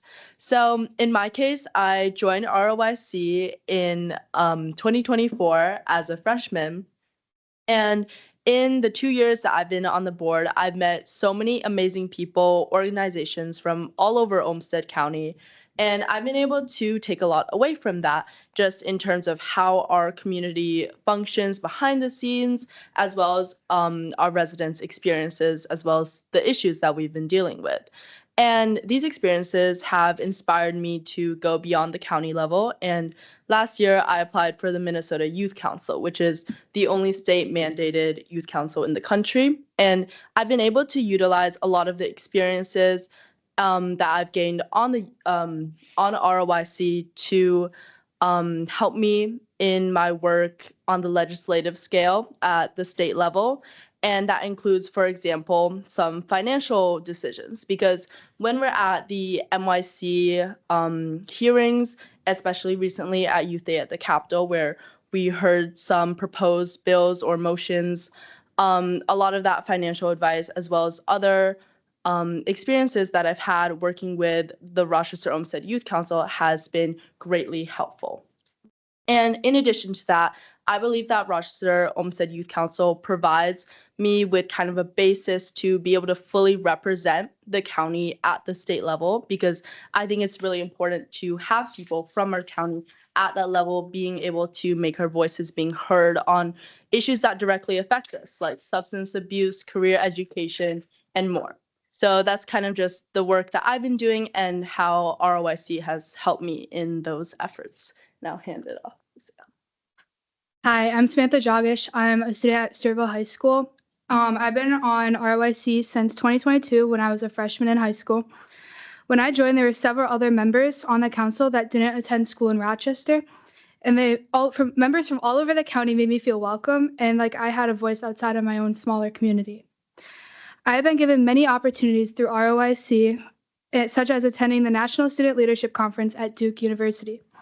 At this conference, I studied sports management for 9 days. I met people from all over the country and in different parts of the world. I am so grateful for all the memories I made and all the things that I learned, both at the conference and the life experiences that went with it, such as traveling cross-country by myself for the first time. Through ROIC, I have been able to help my community. The whole goal of the Youth Council is to come together, talk about the problems we are seeing in our community, show each other support, give input into our community, and learn about what our beautiful community has to offer. Just a few months ago, we toured the airport and learned about how they operate and how they help our entire community. In February, we toured the county court and got to ask valuable questions and even learn about career paths that our members may be interested in. ROIC has given me and many others opportunities to succeed and have a voice in our larger community rather than just our cities. Thank you. I'll turn it over to these two to present on Japan. Great. Welcome, and please introduce yourself. It's good to have you here tonight. Hello, my name is Gabrielle Douglas-Seke. I am a junior at Century High School, and I'm a part of Rochester Olmsted Youth Council. Hi, and I'm Alexander Yovchev. I'm a junior at Mayo High School, and I'm also part of the Rochester Olmsted Youth Council. First of all, thank you for having us and letting us represent our amazing experiences in Japan in front of this board. We really appreciate the opportunity to be given to speak. Okay, next slide, please.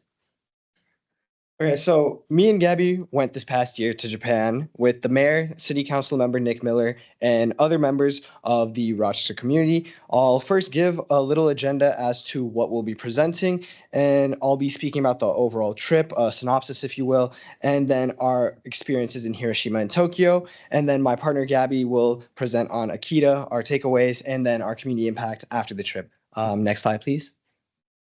So a little bit of a trip synopsis first.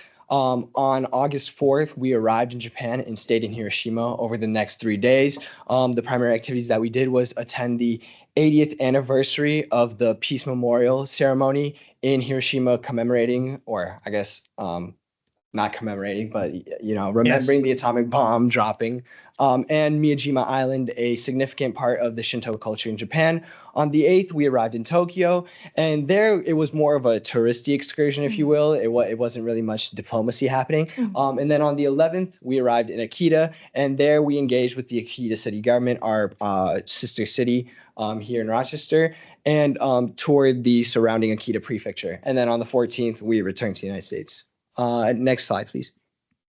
All right, so in Hiroshima, it was the first leg of our trip, and the main activities that we did was attend the 80th Peace Memorial ceremony of the atomic bombing, and toured Miyajima Island, which was a significant part of the Shinto culture in Japan. Gabby and I were particularly astonished by the progress of Hiroshima that it made. I remember being shown a picture of the atom bombing of Hiroshima in my history class, and I really wondered just how a city could potentially recover from that devastation. And yet 80 years later, Hiroshima did, and now it is an international beacon of hope. As you can see on the picture on the right is the atom bomb dropping. To your top right of that dome was where the atomic bomb dropped. So it's kind of a miracle how that building survived. Next slide, please. And so here are some of the photos. The top right photo shows us a group photo of the entire group at a traditional Japanese restaurant. And then the picture on the bottom left showed just how many people were present at the 80th Peace Memorial ceremony. We received an informational packet about the significance of the ceremony, and I was particularly astonished at just how many people from different countries were there. I think in the packet it stated around 120 different countries were represented at the ceremony. So it really just calls Hiroshima's spirit of peace throughout the world. Next slide, please. And so here's Tokyo, the second leg of the trip, and it wasn't so much so diplomatic focus as it was just a general touristy excursion. We toured lots of museums and shrines. The picture on the right there shows our group in front of the famous Meiji Shrine, and then other places. Me and Gabby were particularly impressed by the metropolitan culture of Tokyo. It really speaks to the character of Japanese cities, how Tokyo is so big, and yet their public transportation, cleanliness, and overall reputation is top notch. And the innovative spirit of the city was exhibited to us at every single corner. Next slide, please. And so here's some pictures that we took in Tokyo. Of course, a bunch of them are of the city, obviously. But then the picture on the top right, as you can see, is a beautiful waterfall seen in the Imperial East Gardens when we toured it. And it kind of just shows how the Japanese blend nature with the metropolitan part of the city. Next slide, please. My partner, Gabby, will take it. All right.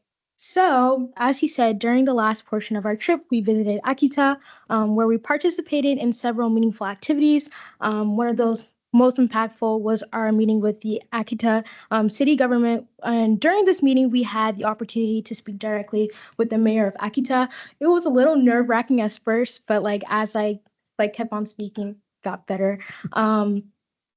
We shared formal comments about how youth in both of our cities benefit from international exchange programs like this one. And we emphasized that our city has a lot to learn from each other.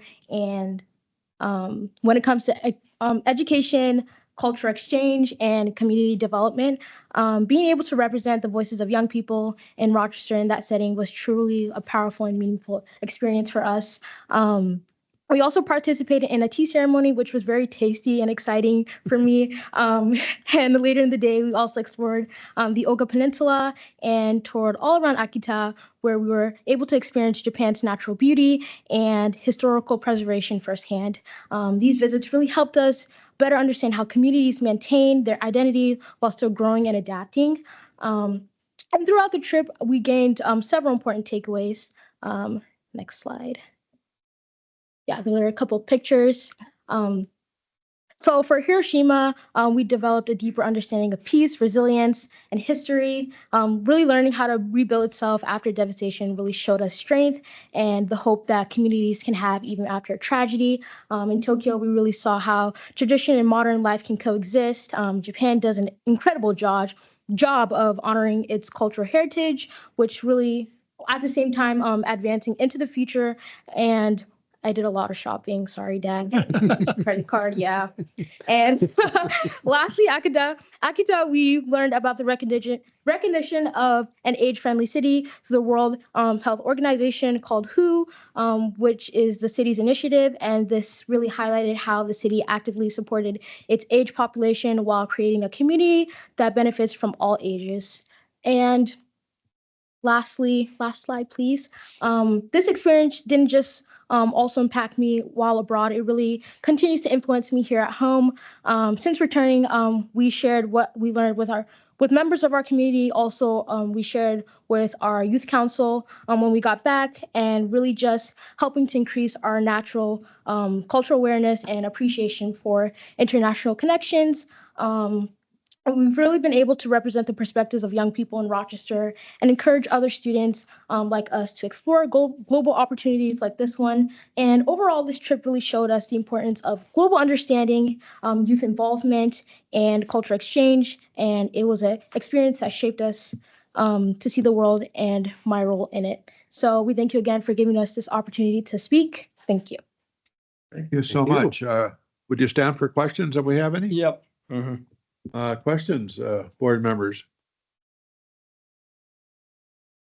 Thank you for giving this wonderful presentation. Absolutely. I'm glad you brought photos and you can Thank- pronounce Japanese words because I can't. Thank you. Did anyone mention, because in the 90s, during Mayor Huzama's time, a very large delegation of people from Akita came to Rochester. And I forget, I've got the hat at home. It was something like Flight 21 or something Yeah. like that. It was a flight. And- Yeah. Is that right? Yeah. Yep. I was right. That's amazing. And I remember them, or some of them at least, dearly. We had a great time in Rochester. At least I had a good time, and I think they did too. Well, wonderful. Any other questions, thoughts, comments? Well, I do have a question. Yes. So Gabby and Alex, tell us about the most interesting thing that you ate while you were there. That's a good question. Can you go back to the Akita or the Hiroshima pictures, please?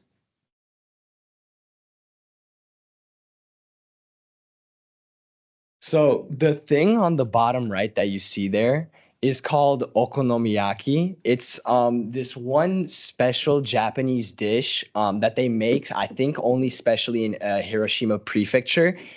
It's like this I don't even know what it is. It's like a pancake, but with, yeah, it's like an omelet pancake with noodles and cabbage and like a sauce on it with a bunch of seafood on it.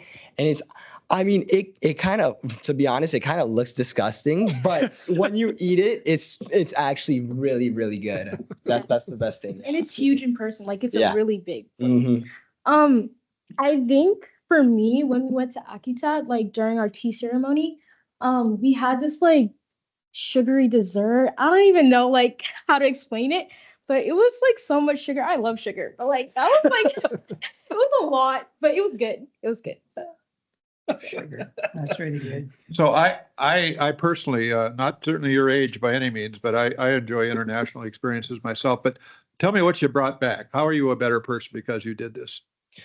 For me personally, I think that this experience has really shaped how I view international peace, especially considering the fact that Akita's project status with us is on peace. I think the Hiroshima Memorial was really moving into seeing how people from both sides, like from all around the world, can connect. And especially also in Akita, when we were sharing our perspectives with the mayor, we were so far, like our two peoples are so far away, and yet like both of us think the same way in terms of hope and peace and how we can accomplish stuff together. So I really brought back with me the experience of collaboration with international cultures. Great. I think for me personally, learning about like cultural exchange and different social interactions, it was my first time out of the country. So just being in a different environment, a different settings, like being around a different language, it was just so intriguing, and meeting different people and just taking that skill back was really insightful for me. Great. Thank Hold on you. 1 second. Outstanding. Anyone else? Oh, Commissioner Hopkins? I'm sorry. Did he have something to say? He did. Commissioner Hopkins? No, I don't have anything, other than I really commend them for their trip and for their wonderful report. Okay, great. Again, thank you for coming tonight and sharing your experiences and your growth curve on this. This is wonderful. Congratulations. Thank you. Thank you. Thank you so much. All right, so we move on then to board and committee reports. We're going to start with Commissioner Mueller and go this way because Commissioner Wright wanted to be last. So Commissioner Mueller? No report. Okay, I will simply report rather quickly. I had a chance, not related necessarily to the county board, but to just life experience, to have been invited by an organization called the Organization of Economic and Community Development. It's a group out of Paris, to go to Munster, Germany last week and be part of an energy conference, to which I was actually honored to be part of the opening speaking group, which just it's unbelievable. I have no qualifications, but nonetheless, I was there and they did it, and it was a great experience. And just to again feel that relationship, that international relationship that you do when you're engaged in this kind of a situation. Not only certainly in the area of energy, but just the whole thing about international relationships, and that was a lot of what this was about. Is how can Europe in our country interrelate and frankly coordinate on the future of energy. So for me, a very enlightening, stimulating, and very enjoyable experience. So Commissioner Rodsman? No report tonight. Commissioner Podolsky Smith? I do have a report.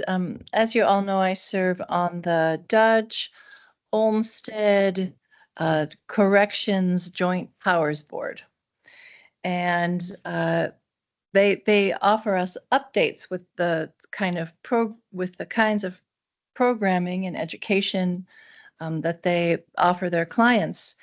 And I thought this was very interesting, and I had not heard of it before. So we've all heard of drug court before, or what they call treatment court now.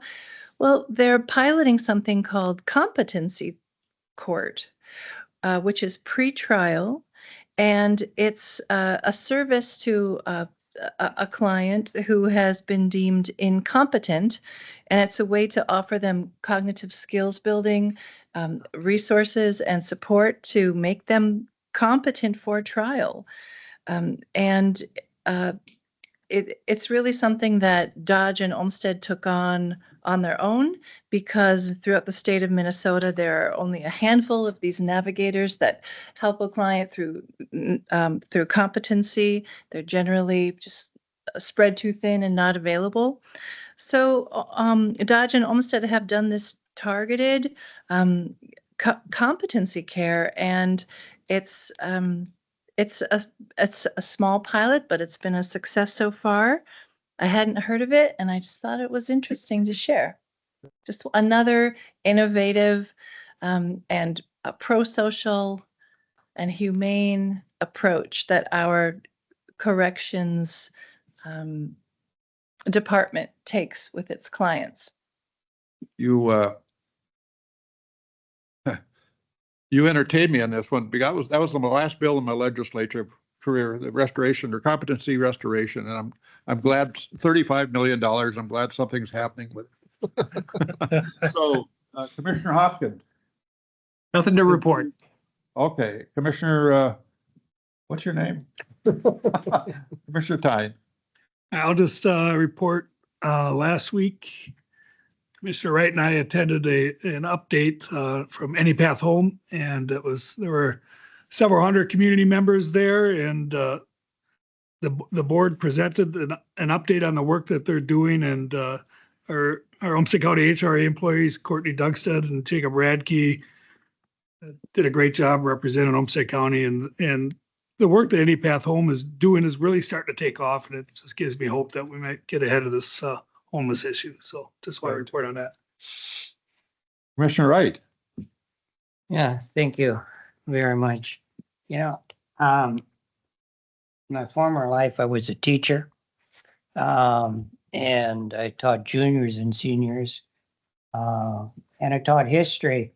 And what I'm about to present is like when I was at Mayo High School, and this is 7th hour, and everybody's looking at their clock. All right, but we are going to proceed there. So you can see I have some help on the screen.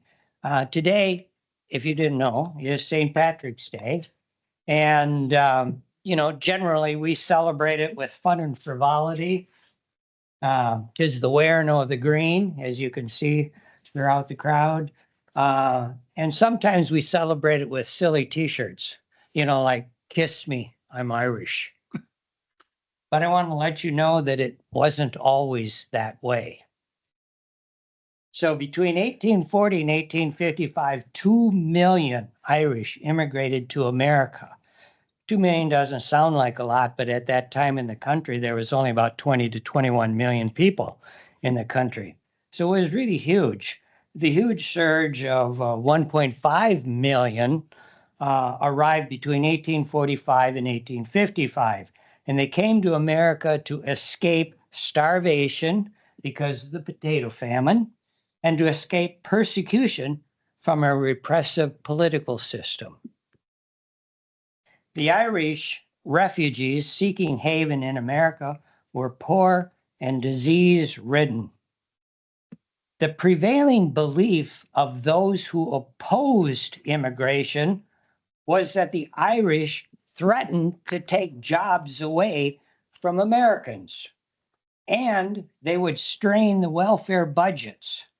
Additionally, they practiced an alien religion and pledged allegiance to a foreign leader, which of course was the Pope.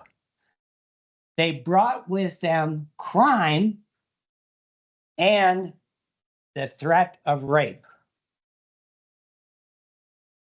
The politics in 1850, I can see that our news station is one of those 7th hour students ready to leave.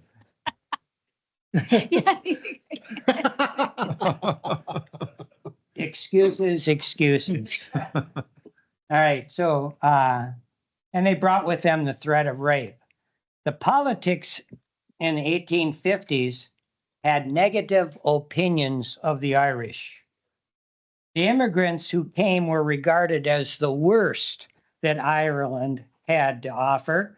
It was said that the Irish were undesirable, unskilled, lazy, dirty, and even worse, they were Catholic. The Irish were vilified by the country's Anglo-Saxon Protestants, of course, who ignored the fact that their forefathers also immigrated for liberty and a better life. In spite of this, the Irish persevered. They filled the most menial, dangerous jobs at low pay. They cut canals, dug trenches for water and sewer pipes, laid rails, cleaned houses, did laundry, and sweated in the textile mills. They worked as stevedores, stable workers, and blacksmiths. They took jobs that the established working class Americans did not want. However, filling those jobs and their religious practices were seen as a threat to the established American way of life. In 1849, a clandestine fraternal organization of native-born, mostly Protestant men called the Order of the Star-Spangled Banner formed in New York. They were bound by sacred oaths and secret passwords. Its members wanted to return to the America they once knew, the land of temperance, liberty, and Protestantism. Similar secret societies with names like the Black Snakes and Rough and Reddies sprouted across the country. These societies coalesced around a new political party called the American Party, which was anti-Catholic, anti-immigrant party, whose members were called the Know-Nothings. And that's because they claimed to know nothing when questioned about their politics. Now, the Know-Nothings perpetrated the idea that Catholicism was incompatible with the basic American values. Their motto was, Americans must rule America. In the mid-1850s, they elected 8 governors and more than 100 congressmen and mayors. Where there was a majority of know-nothings, many anti-immigrant laws were passed. In Massachusetts, 300 Irish were deported because they were a drain on the public treasury.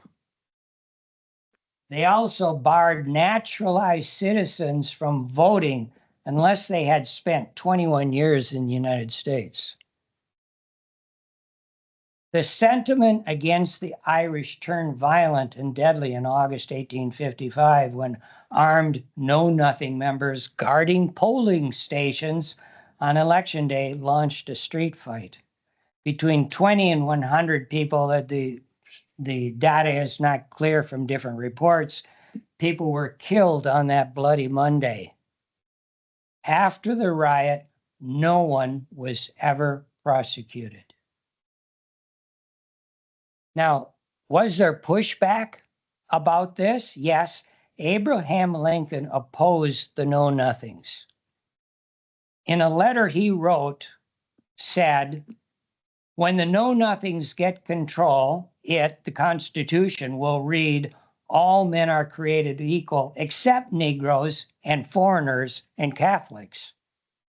When it comes to this, I should prefer emigrating to some country where they make no pretense of loving liberty. To Russia, for instance, where despotism can be taken pure and without the base alloy of hypocrisy. Now, a president that I'm sure you all remember, Millard Fillmore, joined the American Party, the party of the Know-Nothings, and in 1850 became president after the death of Zachary Taylor. Millard Fillmore, like the American Party and the Know-Nothings, faded into history as quickly as they appeared. We are all a nation of immigrants. My great-grandfather, Timothy O'Brien, was one of those Irish wretched souls who immigrated to America. I don't know what his experiences were. I don't even know that if he was documented. However, I'm glad that he came to America and created a better life for his family and for those who followed like me. That's my report. Happy St. Patrick's Day. Thank you so much, Commissioner Wright. That was outstanding. What a history lesson. Yeah, if you want the citations, I have a report here. It's all documented as you should in history. A true teacher. Well, thank you, board members. Tonight was I would say, a wonderful board meeting. We had a great audience as we all spoke, very respectful. we go out of here on a 4-3 vote. We walk together, and that's the way this board is, and will continue to be. I looked up a little proverb today, Chinese proverb, be not afraid of growing slowly, be only afraid of standing still. So the Olmsted County Board is not standing still by evidence of the work that we did today. And if there's a motion to adjourn, it would be accepted. And is there one? Move to adjourn. Second. Okay, motion and second. All in favor, say aye. Aye. Opposed, nay, and we are adjourned. Thank you. Nice, Greg. Nice job, dude. I'll be sharing that on social media.